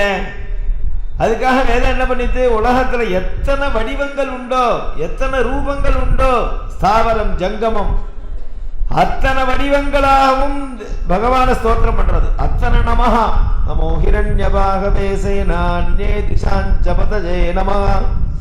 மரங்கள் வடிவத்தில் இருக்கக்கூடிய பரமேஸ்வரா உனக்கு நமஸ்காரம். பச்சை பசேன்னு இலைகள் வடிவத்தில் நீ இருக்க. ஹரிகேஷேப்யஹ பசூனாம் பதஜே. பசுக்கள் வடிவத்தில் 4 கால் பிராணி வடிவத்தில் இருக்கக்கூடிய பரமேஸ்வரா உனக்கு நமஸ்காரம். தஸ்பிஞ்சராயத்விஷீமதே பதீனாம் குலாலேப்யஹ. குலால வடிவத்தில் இருக்க. கர்மாரேப்யஸ்ச போ நமஹ. தூங்குறவர்கள் பூரா நீதான். முழிச்சிருக்கிற வடிவத்தில் நீதான் இருக்க. ஸ்வபத்யோ ஜாக்ரத்யஸ்ச போ நமஹ. நிக்கிற வடிவத்தில் இருக்க. திஷ்டத்யஹ. ஓடின் இருக்கிற வடிவத்தில் இருக்க. தாவத்யஸ்ச போ நமஹ. சபா வடிவத்தில் பல ஜனங்கள் கூடி இருந்தா அந்த சபான்னு பேரு. அந்த வடிவத்தில் நீதான் இருக்க. குதிரை வடிவத்தில் நீதான் இருக்க. அஸ்வேப்யஹ அஸ்வபதிப்யஸ்ச போ நமஹ. குதிரையை இயக்கிறவனாவும் நீதான் இருக்க. விரூபாட்சனா இருக்க. விஸ்வேஸ்வரனா இருக்க. நீலகிரீவனா இருக்க. யுக்தகேசனா இருக்க. தலையில பூரா ஜட்டைய வச்சுட்டு ஜடாதரனா இருக்க. மொட்டை அடிச்சுட்டு சன்னியாசியா நீதான் காட்சி கொடுக்கிற. சோமாஜ ருத்ராஜ பரம. அம்பாலோட கூடி தம்பதிகளா யார் யாரெல்லாம் கணவன் மனைவிகளாக இருக்காலோ அந்த வடிவத்தில் நீதான் இருக்க. பார்வதி பரமேஸ்வர ஸ்வரூபம். நம சோமாஜ ருத்ராஜ. யார் யாரெல்லாம் சிவப்பு கலர்ல இருக்க வடிவத்தில் நீதான் இருக்க. தாம்ரோ அருணஹா. உதிக்கக்கூடிய சூரியன் வடிவத்தில் நீ இருக்காய். சூரியன் உதிக்கிறதுக்கு முன்னாடி ஒரு இளஞ்சிவப்பா காணுவேன் நீதான் காட்சி கொடுக்கிற சூரிய மண்டலத்துல. அசூயஸ்தாம்ரா அருணஹா ஏ ஜெயமாகும் ருத்ரா. இப்படி ஆரம்பிச்ச வேதம் உலகத்துல எத்தனை பொருள்கள் இருந்தோ எல்லாத்தையும் கவர் பண்றது. அதான் ஆச்சரியம். முடியுமா? ஒன்னொன்னையும் சொல்லி சொல்லி சொல்லி சொல்லி முடியுமா அது? ஆனா எல்லாத்தையும் கவர் ஆயிடுது. 330 நாமா. இதுதான் திரிசக்தின்னு பேர். இந்த நாமாவை சொல்லிதான் பரமேஸ்வரனுக்கு அர்ச்சனை பண்றோம். மற்ற தெய்வங்களுக்கெல்லாம் திரிசக்தின்னு உண்டு, அஷ்டோத்தரம்னு உண்டு, சஹஸ்ரநாமம்னு உண்டு. 300 நாமாக்களால் அர்ச்சனை பண்ணினா திரிசக்தி. பரமேஸ்வரனுடைய திரிசக்திங்கிறது ருத்ர மந்திரத்தினாலேயே அர்ச்சனை பண்றது. இதுக்குள்ள உலகத்துல உள்ள விஸ்வரூபம் பரமேஸ்வரன் விஸ்வரூபமாக ஆவிர்பவிச்சதான ஸ்வரூபத்தை பூரா சுட்டி காமிச்சு இது 9 அணுவாக்கம், மொத்தம் 11 அணுவாக்கம். முதல் அணுவாக்கத்தினால கோபத்தை சமணம், அபய பிரார்த்தனா, எனக்கு அபயம் கொடு, என்ன மன்னிச்சிடும் பிரார்த்திக்கக்கூடிய வடிவத்தில். 2வது அணுவாக்கத்திலேருந்து 9வது அணுவாக்கம் முடிய ஐஸ்வரூபிய தியானம். பல வடிவங்கள்ல உடையதான உலகத்தில் உள்ள பொருள்கள் எல்லாத்திலையும் பரமேஸ்வரனை பார்க்கறது. சர்வத்திர ததீக்ஷணம் ஏகாந்த பக்தி. எங்க பார்த்தாலும் இறைவனை பார்க்கறதுன்னு ஒரு கான்செப்ட் இருக்கே. ஸ்மரண பக்தி பிரகலாதன் காமிச்சான். அதைதான் பண்ண சொல்றது ருத்ரம். பரமேஸ்வரனை ஏதோ லிங்க வடிவத்திலே கர்ப்பகிரகத்தில் இருக்கிறவன் மட்டும் நினைக்காத. உலகத்தில் இருக்கக்கூடிய எல்லாமே சிவனுடைய ஸ்வரூபம்னு தெரிஞ்சுக்கோ. இப்படி கடைசி 2 அணுவாக்கம் பூரா நமக்கு வேணுங்கிற ஐட்டங்களை பூரா, பிரார்த்தனைகளை பூரா கேட்கறது. மானஸ்தோகேதனஜே மான ஆயுஷி. பரமேஸ்வரா தோகம் தனயம். தோகம்னா சின்ன சின்ன குழந்தைகள். எங்க குடும்பத்துல அப்பதான் பிறந்திருக்கு குழந்தைகள். தனயம்னா கொஞ்சம் வளர்ந்த 2-3 வயசு 5 வயசு உள்ள குழந்தைகள். 1 வயசுக்குள்ளதான குழந்தைகள், 1 வயசுக்கு மேற்பட்ட குழந்தைகள். எல்லாரையும் தீர்காயுஷா வை. எந்த ஒரு அரிஷ்டமும் ஏற்படக்கூடாது. மானஸ்தோகே தனயே மான ஆயுஷி. ஆயுஷுக்கு பாதை வரக்கூடாது. கண்ணுக்கு ஆயுசு உண்டு, காதுக்கு ஆயுசு உண்டு, உடம்புக்கு ஆயுசு உண்டு, கைக்கு செயல் உண்டு. எல்லாம் கடைசி வரைக்கும் உயிரோட்டமா இருக்கணும். குழந்தைகளுக்கு எல்லா அங்கமும் வேலை செய்யணும். இதான் பிரார்த்தனை. மானஸ்தோகேதனயே மான ஆயுஷி செல்ஃபிஷாண்டர் மானோ கோஷு. பசுமாடுகள்லாம் சௌக்கியமா இருக்கணும். நாடுகால் பிராணிகள் அதெல்லாம் சௌக்கியமா இருக்கணும். மானோ அஸ்வேஷுரீரிஷா. குதிரைகள் உலகத்துல சௌக்கியமா இருந்தா தான் உலகம் சௌக்கியமா இருக்கும். பசுமாட்டினுடைய பெருமைகளை சொன்ன வேதங்கள் எங்கெங்கெல்லாம் பசுமாடுன்னு குறிப்பிடுறதோ அங்கெல்லாம் குதிரையும் சேர்த்துக்கிறது. அஸ்வபூர்வாம் ரதமத்யாம் ஹஸ்திநாத. எப்படி பசுமாடு இறைவனுடைய வடிவம், பகவானுடைய ஸ்வரூபமோ அதே மாதிரி அஸ்வம் குதிரைங்கிறது லட்சுமியினுடைய ஸ்வரூபம். குதிரையினுடைய முகத்துல மகாலட்சுமி இருக்கா, பசுமாட்டினுடைய பின்புறத்துல மகாலட்சுமி இருக்கா. அஸ்வபூர்வாம் ரதமத்யாம். அதனால இங்க சொல்றது மானோ கோஷு மானோ அஸ்வேஷு ரீரிஷா. குதிரைகள்லாம் சௌக்கியமா இருக்கணும், உயிரோட்டமா இருக்கணும், வியாதி இல்லாம இருக்கணும். வீரான் மானோ ருத்ர.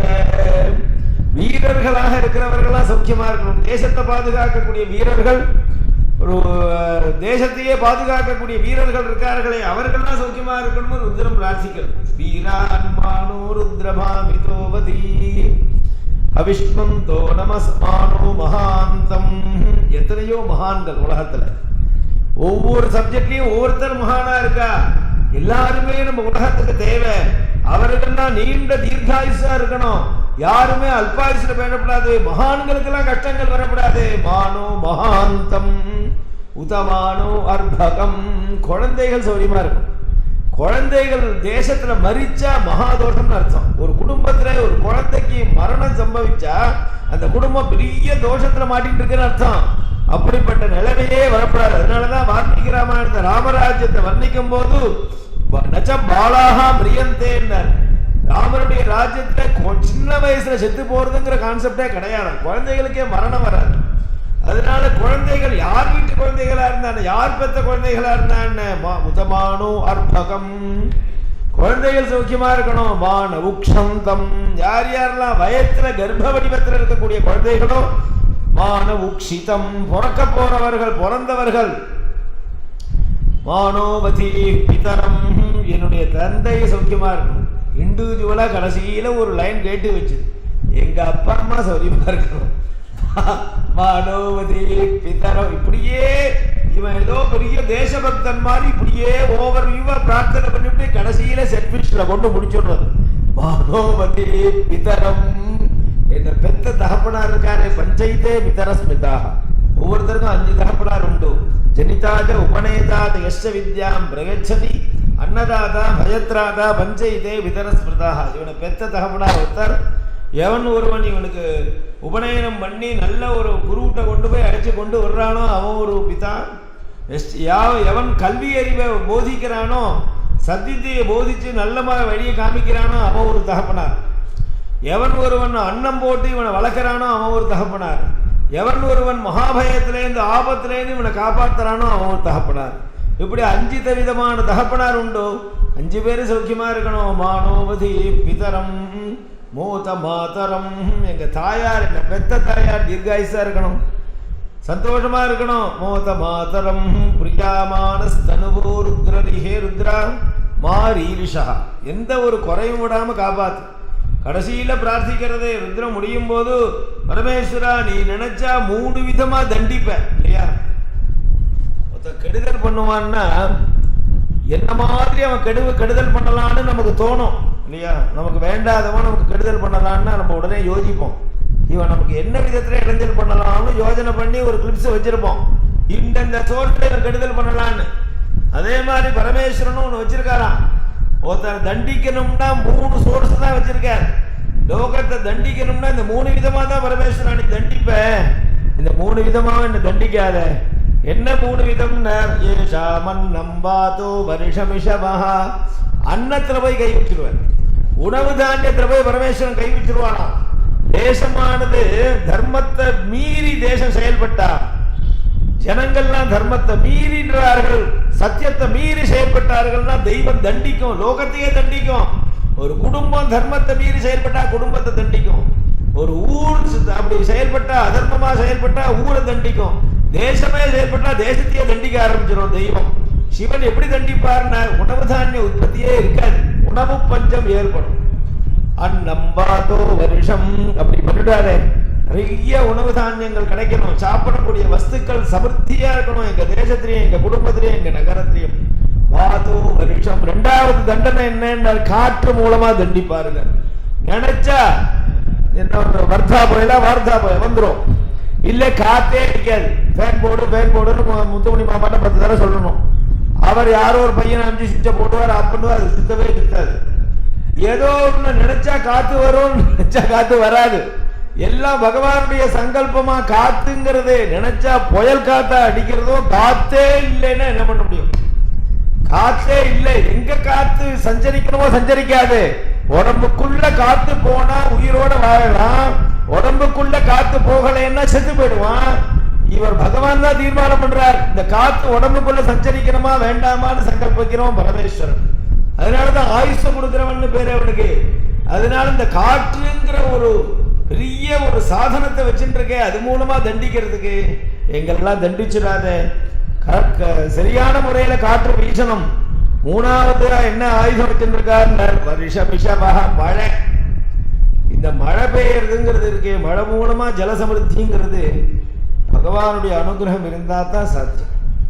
எவ்வளவுதான் விஞ்ஞான வளர்ச்சிகள் ஏற்பட்டாலும் மனுஷனுடைய முயற்சியினால சாதிக்க முடியாததான ஒரு சாதனம் இந்த ஜலசமிருத்தி, மழை பெய்ய வைக்கிறது. முடியவே முடியாது. தெய்வமா பார்த்து மேகங்களை கொண்டு விட்டு அந்த மேகங்கள் இடி இடிச்சு ஜனங்கள் வசிக்க எந்த இடத்துக்கு தீர்த்தம் தேவையோ அதுக்கு நேர எழுத்தா மாதிரி தலைக்கு எழுத்தா மாதிரி ஆகாசத்துல மேகங்கள் வரணும். எங்கேயோ போயிட்டு இருக்கிற மேகம் அந்த இடத்துக்கு வந்து சேர்றது தான் ஃபர்ஸ்ட் ஸ்டெப்பு. பகவான் அங்க கொண்டு நிறுத்திடுவார். ஏஹி வாத ஏஹி பர்ஜன்ய, இங்க வான்னு கூப்பிடுறது மந்திரம். எங்கிட்ட கொண்டா மேகத்தை கொண்டா, மழை வருது. அப்புறம் மழையை கொடுக்கக்கூடிய மேகங்கள், ஜலத்தை தேக்கி வச்சிருக்கிற மேகங்கள் சமுத்திரத்துக்கு நடுப்புற போய் நிற்கிறது. மழைக்கு ஏற்ற மாதிரி மேகம் நிற்கிறது. திருப்பதியில் போய் எங்கேயோ நின்று இருக்கு, பிளைட்ல போகும்போது மேல வந்து இடிக்கிறது. அந்த மேகங்கள்லாம் என் இடத்துக்கு வரணும், எல்லாரும் ஒன்னா வாங்கோ. ஏகி பர்ஜன்யா. அப்படி மேகங்களை ஒன்னா வந்து இடி ஏற்படுத்தி மேகத்தை ரெண்டா பொளந்து தேங்காய் உடைச்சவன இளநீ கொட்டுற மாதிரி மேகத்திலேருந்து பட மழை பெய்யுது. இந்த வருஷங்கிறது இருக்கே, மழை பெஞ்சு ஜலசமிருத்தி ஏற்பட்டாதான் தேச சௌக்கியமா இருக்கும். இந்த மேகத்தை விஞ்ஞானிகள் எல்லாம் ட்ரை பண்ணலாம். என்ன பண்ணான்னு கேட்டா, கிருத்திரிகமா மழை வைக்கணும் ஆரம்பிச்சா. என்ன இந்த மேகத்தை அவர்களால் முடியாத காரியம் என்னன்னு கேட்டா, மேகத்தை ஒரு இடத்துக்கு காத்துதான் மேகத்தை தள்ளும். காத்துனால அவ்வளவு பெரிய ஃபோர்ஸ் ஃபேன் எங்க வைக்கிறது? மேகத்தை தள்ள லெவல்ல ஃபேன் இருக்கான்னு கொண்டு வர முடியாது. ஆனா மேகம் தலைக்கு மேலேயே இருக்கு, மழை பெய்ய மாட்டேங்கிறது. என்ன பண்றதுன்னு பார்த்தா, மேகத்தை உடைச்சு விடுறதுக்கு இல்லை, எல்லாத்தையும் உடைக்கிறதுக்கு சக்தி உண்டு. உடைக்கிறது கிழிக்கிறதுலாம் தெரியும். அதனால அதுக்கு ஒரு கெமிக்கல் எடுத்துன்னு போய் தூவி விட்டான் ஆகாசத்துல. போய் மேகம் உடைஞ்சுது, மழை பெஞ்சுது, உள்ள ஜலம். ஆனா பெஞ்ச ஜலம் பூரா இவன் தூவின கெமிக்கலோடய வந்துடுது. அதுலேருந்து முளைச்சதான தானியங்கள் பூரா விஷமா மாறிடுது, வியாதி பரவிடுது. விட்டுட்டோம் அந்த கான்செப்டையே. மழைங்கிறது இயற்கையா வரணும், தெய்வ அனுகிரகத்தினால கிடைக்கணுமே தவிர செயற்கையா நாம கொண்டு வர முடியாது. பரமேஸ்வரனுடைய அனுகிரகத்தினாலதான் மழை பெய்யும். மழை, காத்து, உணவு தானிய உற்பத்தி, 3 டிபார்ட்மெண்ட், முக்கியமான டிபார்ட்மெண்ட்ல கையில வச்சிருக்கிற பரமேஸ்வரன்.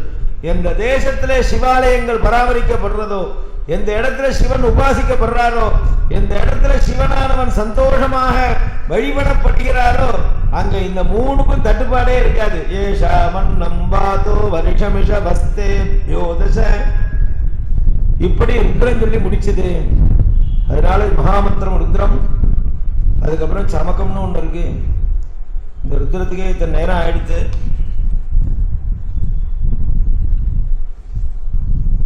மணி என்ன தெரியல, கடிகாரம் கிட்ட படுத்து 8:45 ஆயிடுதா? 8:40 முடிச்சுடலாம். 8:40. பரமேஸ்வரனே, நம்ம பரமேஸ்வரன் நேரடியா நமக்கு தென்பட மாட்டார். நேரம் வந்து நிற்பாரான்னு துர்கை சந்நிதியில உட்கார்ந்துருக்கோம். துர்காம்பிகா ஆச்சார பகவான் நிற்கிறா 18 புஜத்தோட. எவ்வளோ பெரிய துர்கை. பின்னாடி போய் உட்கார்ந்துருக்கோம், கை கட்டின்னு ஏதோ சொல்லலாம் சொல்றோம். என்ன தைரியம் நமக்கு? அந்த விக்கிரக வடிவத்தில் உண்மையான ஒரு உருவாங்க வந்து நின்னுடாதுன்னு தைரியம். உண்மையாவே சூளத்தை கையில வச்சுட்டு 18 கையோட அப்படி அம்பால் அங்க திடீர்னு காட்சி கொடுத்தா நம்ம என்ன பண்ணுவோம்? வரமாட்டோங்கிற ஒரு தைரியம் நமக்கு வரமாட்டா இல்லையா? எந்த தெய்வமே நமக்கு எதிராக மாதிரி வராதுன்னு ஒரு தீர்மானம் நம்ம கிட்ட இருக்கு. அதனாலதான் ஒரு போலியான பக்தியோட இருக்கோம் நம்ம. ஆனா வேதம் என்ன பண்ணிட்டு, நீ அப்படி இருக்காதரா, தெய்வத்தை உபாசனை பண்ணினா நிச்சயம் தெய்வம் நேர வரும், பேசும், நம்பிக்கை. மழை பெய்யறதுக்காக பிரார்த்தனைக்கு எல்லாரும் வாங்கன்னு கூப்பிட்டானா, எல்லாரும் வந்தானா, ஒருத்தன் வந்து கொடையோட வந்தானா. என்ன அவனுக்கு நம்பிக்கை, நம்ம மெரினால கூட போறோம் பிரார்த்தனைக்கு, உண்ணாவிரத்துக்கு இல்ல, மழை பெய்யறது பிரார்த்தனைக்கு கூட போறோம், நிச்சயம் மழை பெய்யும், கொடை பிடிச்சுக்கணும்னு நம்பிக்கையோட வந்தான். அதே மாதிரி தெய்வம் நிச்சயம் நேரம் வரும், பேசும். அதுக்கு மேல போறது வேதம். அப்படி ஒரு கால் உன்னுடைய பிரார்த்தனைக்கு ருத்ரத்தை சொல்லிட்டே பரமேஸ்வரனே நேரம் வந்து நின்னுட்டா அடுத்த ஸ்டெப் என்னன்னு யோசிக்கிறது வேதம். தெய்வமே நேரம் வந்துட்டோ, சிவனே நேரம் வந்துட்டார். சாந்த ஸ்வரூபமா ரிஷபாரூடராக தர்மஸ்வரூபமான ரிஷபத்துக்கு மேல ஏறி உட்கார்ந்து பார்வதியோட பக்கத்துல முருகனையும் வச்சுட்டு சோமாஸ்கந்தனாக காட்சி கொடுக்கிறார். அடுத்தது என்ன நமக்கு தெரியாது இல்லையா? அதையும் யோசிச்சது வேதம். அப்படி வந்துட்டா உனக்கு என்ன பண்றதுன்னு தெரியாது. உண்மையாவே ஒண்ணு பயந்து ஓடி விடுவேன், அதை பார்க்கறதுக்கு ஏற்ற மாதிரி இருக்க மாட்டேன். ஒரு சமயம் நீ ஓடி போனாலும் பின்னாடியே உன்னை பிடிச்சி பின்னாடியே வந்துட்டாருன்னா உங்கத்துக்கே பரமேஸ்வரன் இல்லையா? ஒரு வயசான கிழவி ஸ்ரீரங்கத்தில் இருந்தா, பாட்டிமா தனியா இருக்கா, குடும்பத்தில் ஒருத்தரும் இல்லை. டெய்லி ரங்கநாதரை தரிசனம் பண்ண போவா. ஒவ்வொரு நாளைக்கும் போகும்போது, ரங்கா கஷ்டப்படுறேன், ஒண்டியா இருக்கேன், என்னை அழிச்சிக்க மாட்டியா, சீக்கிரம் அழிச்சுக்கையே சீக்கிரம் அழிச்சுக்கையே சொல்லிட்டே இருந்தா. உண்மையாவே சொல்றாளோ இல்லை அக்கம் பக்கத்தில் உள்ளவா கேட்கட்டும்னு சொல்றாளோ, இந்த வயசானவாளுடைய பேச்செல்லாம் நம்பக்கூடாது. இப்படியே கேட்டுட்டே இருந்தா. இதை டெய்லி போவா, இந்த பிரார்த்தனையை பண்ணுவா, ஆத்துக்கு வந்துடுவா. பார்த்தா அம்பாள் பார்த்தா மகாலட்சுமி தாயார் கால் பிடிச்சி விட்டுன்னு இருக்காளே மகாவிஷ்ணு ரங்கநாதருக்கு. பார்த்தா என்ன எவ்வளோ வயசாயிடுத்து, பிரார்த்தனை யார் யாரோ பிரார்த்தனை தான் நிறைவேற்றுறேன், இந்த அம்மாவுக்கு அனுகிரகம் பண்ணப்படாதா, கேட்டதை கொடுக்கப்படாதா, கவலைப்படாதா, கொடுத்துட்றேன். அன்னி ராத்திரி சொப்பனத்தில் வந்தார். இந்த அம்மாவுக்கு உனக்கு நான் அனுகிரகம் பண்ணுறேன், நாளை தினம் நீ இந்த 4வது 7 பிராகாரம் ஸ்ரீரங்கம் 4வது பிராகாரத்தில் ஈசான முடக்கி வா, உன நான் அழிச்சுக்கிறேன். கார்த்தா இந்த அம்மா எழுந்துட்டா. அப்புறம் கோவிலுக்கா போவா? ஊரையே காலி கொண்டு விட்டான்னு ஸ்ரீரங்கம் பக்கமே தலை வைக்கல. பகவானே நேரம் வராதுன்னு சொன்னா யாராவது நிற்பாளா? ஏதோ ஒரு போலி பக்தி. ஆனா வேதம் சொல்றது பரமேஸ்வரனே நீ ருத்ரத்தை சொன்னா வந்துடுவான். அவ்வளவு உறுதி கொடுக்கறது, நம்பிக்கையை கொடுக்கறது, சத்தையை கொடுக்கறது. எப்படி வந்துட்டா நீ என்ன பண்ணணும்? படபட பட்டப்பட்டான்னு நீ வேண்டி இதெல்லாம் கேட்டு முடிச்சுடும். ரொம்ப நேரம் நிற்க மாட்டார் பெரிய மனுஷர். வந்திருக்க என்ன பேப்பரோ டக்கு டக்கு கைத்து வாங்கி முடிச்சு அனுப்பிச்சு விட்டுறவரை அப்படிங்கிற மாதிரி ஒரு லிஸ்ட் தயார் பண்ணி கொடுத்துருது. மளிகை சாமா லிஸ்ட் மாதிரி. இன்ன சமே சமே சமே எனக்கு அது வேணும் இது வேணும். நீ அப்ப போய் லிஸ்ட் எழுதிட்டு இருக்கிறது கஷ்டம். முன்னாடியே கேட்டரிங்காரெல்லாம் ஒரு பெரிய புக்லெட் வச்சிருக்கா பாருங்க, 50 பக்கம் 60 பக்கத்துக்கு. கல்யாணத்துக்கு என்ன சாமான் வேணும்னா கொத்தமல்லி சட்னிலேருந்து கையில கொடுக்கலாம். அதே மாதிரி ரெடியா லிஸ்ட வச்சுக்கோ. அந்த லிஸ்ட் தான் சமகம். நமக்கு தேவையானவற்றை இறைவனிடம் கேட்க வேண்டியதான லிஸ்ட் தான் சமகம். சமய சமய எனக்கு கொடு எனக்கு கொடு குடுன்னு சொன்னா பரமேஸ்வரன் எல்லாருக்கும் கொடுத்துட்டு போயிடுவான். அது வேற செல்பிஷ். நீ எனக்கு கொடுக்கறவன் எனக்கு ஒண்டிதான் கொடுக்கணும், என் சத்ரு கொடுத்துடக்கூடாது. 2 பேருக்கும் சமமா கொடுத்தேன்னா போச்சு. அதனால நான் எனக்கு ஒண்டி வேணும். சமே சஞ்சமே மயஸ்டமே பிரியஞ்சமே அனுகாமஸ்டமே. சம் சுகத்தை கொடு. மயகானாலும் சுகம்தான், ஷம்னாலும் சுகம். சங்கரன் சுகத்தை செய்கிறவன், சம் கரோதி. மயகா கரோதி மயஸ்கரன் இல்லையா?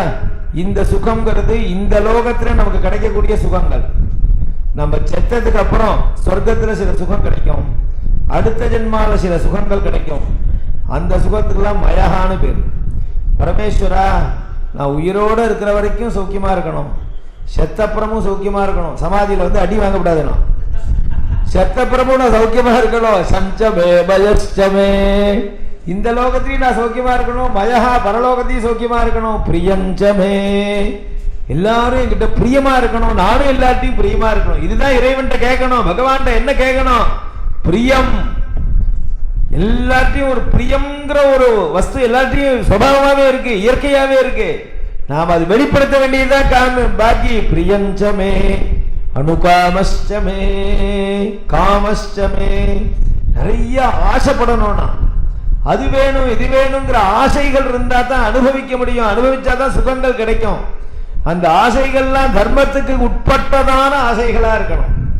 தர்மத்துக்கு உட்பட்டதான அர்த்தம், தர்மத்துக்கு உட்பட்டதான காமங்கள் அப்படி இருக்கணும். தர்மத்தை மீறின ஆசை இருக்கக்கூடாது. அனுகாமஸ்டமே காமஸ்டமே சௌமனசஸ்டமே, நல்ல மனசு இருக்கணும், உதாரமான மனசு இருக்கணும். எனக்கு கஞ்சமான மனசே இருக்கக்கூடாது.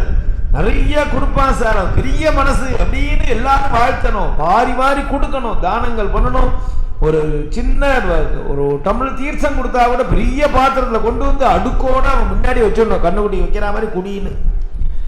என்னடி காப்பி கொடுத்தா இக்குறோண்டு டம்ளர்ல குடிக்கிறான், கேட்டா இவ்வளவுதான் குடிக்கிறாங்கிறான். பெரிய டம்ளரே மறந்து போயிடுது. இன்னைக்கு இவ்வளவு பெரிய ஆழாக்காதான் டம்ளர் வச்சுப்பா. முன் காலத்துல பித்தளை டமரா டம்ளர்கள். ஒருத்தர் காபி கொடுத்தானா எப்படி கொடுப்பான்? இப்ப அவன் வியாபாரி குரூண்டு வச்சுட்டு இருக்கான் டம்ளருக்கு அளவுக்கு. நீனும் ஆத்திரியும் அதே வச்சுண்டா. நீ உதாரணமா மனசா இருக்கணும். சௌமனசமே பத்ரஞ்சமே, எப்போதும் எங்க வீட்டுல மங்களமா இருக்கணும். மங்களமான சப்தங்களையும் காதல கேட்கணும், மங்களமான நிகழ்ச்சிகளே நடக்கணும், மங்களமான பொருள்களையே நான் பார்த்துட்டு இருக்கணும். பிரியஞ்சமே பத்ரஞ்சமே ஸ்ரேயஷ்டமே, நிறைய நன்மைகள் நடக்கணும். வஸ்யஷ்டமே, நான் வாசம் பண்றதுக்கு எனக்கு தகுந்த இடங்கள் கிடைக்கணும். தங்கறதுக்கு வசிக்கிறதுக்கு சரியான ஒரு பூமி, சந்தோஷமான இடங்கள் கிடைக்கணும். வஸ்யஷ்டமே யசஷ்டமே, நல்ல புகழ் கிடைக்கணும். என்னை பத்தி யாருமே தப்பா பேசக்கூடாது. அவனா அசத்து, அவன் துஷ்டன், அவன் போக்கிரி, அவன் பொல்லாதவன், அவன் கொடியவன், இப்படி இந்த வார்த்தை யாருமே சொல்லக்கூடாது.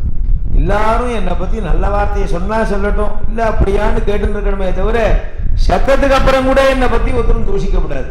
யசஷ்டமே பகஷ்டமே, பாக்கியமா இருக்கணும், அதிர்ஷ்டமான நான் இருக்கணும். நான் படிச்சிருக்க வேண்டாம், பதவி வேண்டாம், சுகம் வேண்டாம், புகழ் வேண்டாம், அதிர்ஷ்டம் இருந்தா மேல வந்துடலாம்.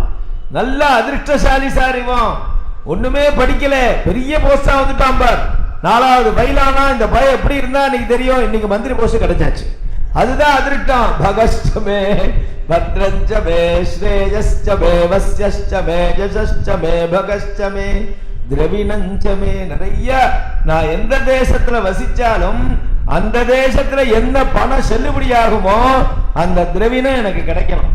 டாலர்னா டாலர், ரூபான்னா ரூபா, அந்தந்த நோட்டுனா அந்தந்த நோட்டு, அதுக்கு திரவினம்னு பேரு. அது நிறைய கிடைக்கணும். திரவினஞ்சமே பகஷ்டமே திரவினஞ்சமே யந்தாச்சமே, இப்படி பிரார்த்தனை. இத்தனையும் கேட்டதான வேதம் இன்னொன்னு இறைவன்கிட்ட கேட்க சொல்றது, எனக்கு என்ன அடக்கி ஆள்றதுக்கு தகுதியான மனுஷன் எனக்கு இருக்கணும்.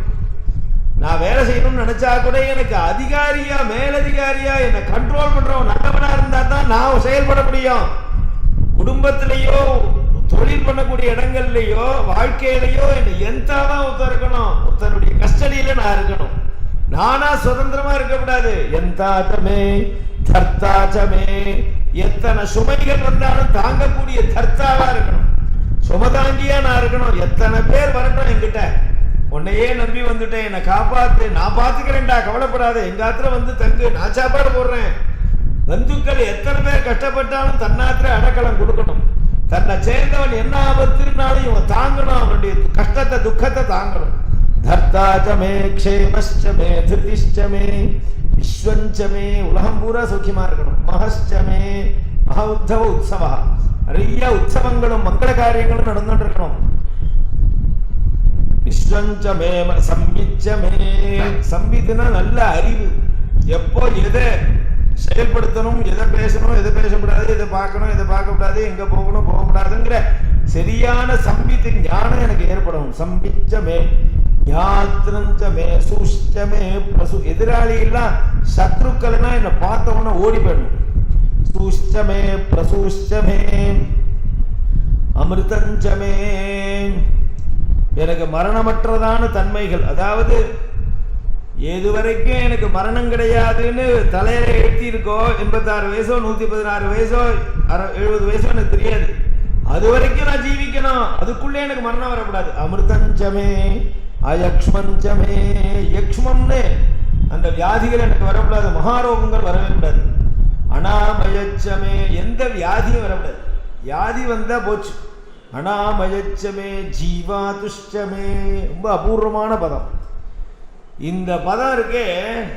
இப்படி ஒரு பிரார்த்தனை ஜீவாதுகுன்னு சம்ஸ்கிருதத்தில் ஒரு பதம். இதுக்கு என்ன அர்த்தம்னு கேட்டா, எது இல்லாவிட்டால் உயிர் வாழ முடியாதோ அதுக்கு ஜீவாதுன்னு பேரு. இது ஒவ்வொரு மனுஷனுக்கும் மாறும், ஒவ்வொரு வியக்திக்கும் மாறும். எனக்கு இது இல்லாட்டா என்னால வாழ முடியாது சார்னு ஒருத்தரையே எல்லாரும் சொல்லுவானா? இவன் இல்லாட்டா என்னால வாழ முடியாது, இந்த இடம் இல்லாட்டா என்னால வாழ முடியாது, இந்த போஸ்ட் இல்லாட்டா என்னால வாழ முடியாது, ஃபேன் சுத்தாட்டா என்னால வாழ முடியாது, இந்த வஸ்து சாப்பிடாட்டா என்னால வாழ முடியாது. அது தனித்தனியா மாறும். பொதுவா கேட்கறது, என்னுடைய எது இல்லாமல் என்னால் ஜீவிக்க முடியாதோ அது எனக்கு அந்தந்த காலத்துக்கு தகுந்த மாதிரி கிடைச்சுட்டே இருக்கணும். ஜீவாதுஷ்டமே தீர்காயுத்வஞ்சமே. நீண்ட ஆயுசு இருக்கணும். எல்லாம் இருந்தாலும் அனுபவிக்கிறதுக்கு ஆயுசு வேண்டாமா? அனமித்ரஞ்சமே. உலகம் பூரா எனக்கு நண்பனா இருக்கணும்னு கேட்கல. உலகம் பூரா நண்பனா இருக்க முடியுமா? எங்கேயாவது சுத்தி வளைச்சு கேட்கறது வேறு. மித்ரன்னா நண்பன், அமித்ரன்னா விரோதி, அனமித்ரன்னா விரோதி இல்லாமல் இருக்கக்கூடிய தன்மை. எனக்கு எல்லாரும் நண்பனா இருக்கணும்னு கேட்கல, அது சாத்தியம் இல்லை. எனக்கு விரோதியே இருக்கக்கூடாது, என்னை பிடிக்காதவன் ஒருத்தர் இருக்கக்கூடாது. இல்லை, எனக்கு எல்லாருக்கும் பிடிக்கணும்னா சாத்தியமா? என்னை பிடிக்காதவன் ஒருத்தர் கூட இருக்கக்கூடாது. அனமித்ரஞ்சமே அபயஞ்சமே. எதை கண்டு நான் பயப்படக்கூடாது. சுகஞ்சமே, நான் போடக்கூடிய வழி சுஷ்டு கந்தா கமனம் இருக்கு, நான் செல்லக்கூடிய வாழ்க்கை பயணம் அது நல்லபடியாக அமையணும். சுகஞ்சமே சயனஞ்சமே. என்னுடைய தூக்கம் நல்லபடியாக அமையணும். கிளம்பி வரும்போது கூட ஒருத்தர் சொல்றார், 2-3 நாளா நெகட்டிவ் தாட்ஸா வருது, நான் படுத்துட்டா என்ன பண்றது? பெரிய கோடீஸ்வரர், ஒரு 30-40 கடை வச்சிருக்காரு, ரொம்ப தர்மிஷ்டர். தொட்டா ஃபோன் பண்ணிடுவார். சொல்றாரு, படுத்துட்டா 4 நாளா நெகட்டிவான தாட்ஸ் வருது, என்ன பண்றது பண்டிச்சு? படுத்தா தூக்கம் வர வேண்டாமா? பகவானுடைய அனுகிரகம் இருந்தா தான் வரும். சயனஞ்சமே, தூக்கம் வரும். அனமித்ரஞ்சமே சுகஞ்சமே சூஷாச்சமே சுதினஞ்சமே. சூஷாச்சமே, நல்ல உஷக்காலம் அமையணும், நல்ல நாளாக அமையணும். சாயனாச்சாரியார் பாஷ்யம் பண்ணினார், நல்ல நாள் சுதினம் அப்படிங்கிறதுனா எப்படிப்பட்ட நாள்னார்?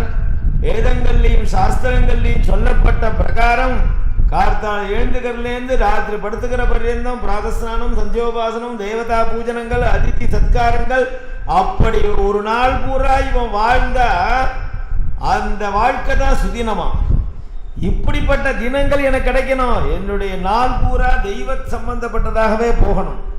இறைவனுடைய வாழ்க்கை சிந்தனையோட இருக்கணும். சூஷாச்சமே சுதினஞ்சமே. இப்படி சமக்க பிரஷ்னத்தினால பிரார்த்தனை பண்ணி பரமேஸ்வரனை பிரார்த்தனை பண்ண சொல்றது. உயர்வான ருத்ரம் சமக்கங்கள் எல்லாரும் கத்துக்கணும். அபூர்வமான மந்திரம், சுலபமான மந்திரம்.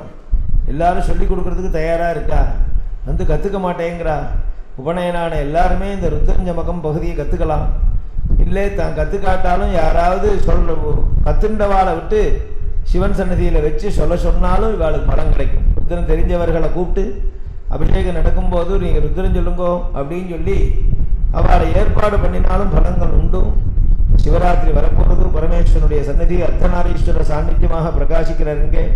பல காலம் முன்னாடி காஞ்சி மகாபலிவர்களால கண்டுபிடிக்கப்பட்டு ஸ்தாபனம் பண்ணப்பட்டதான உயர்வான ஆலயம் இது.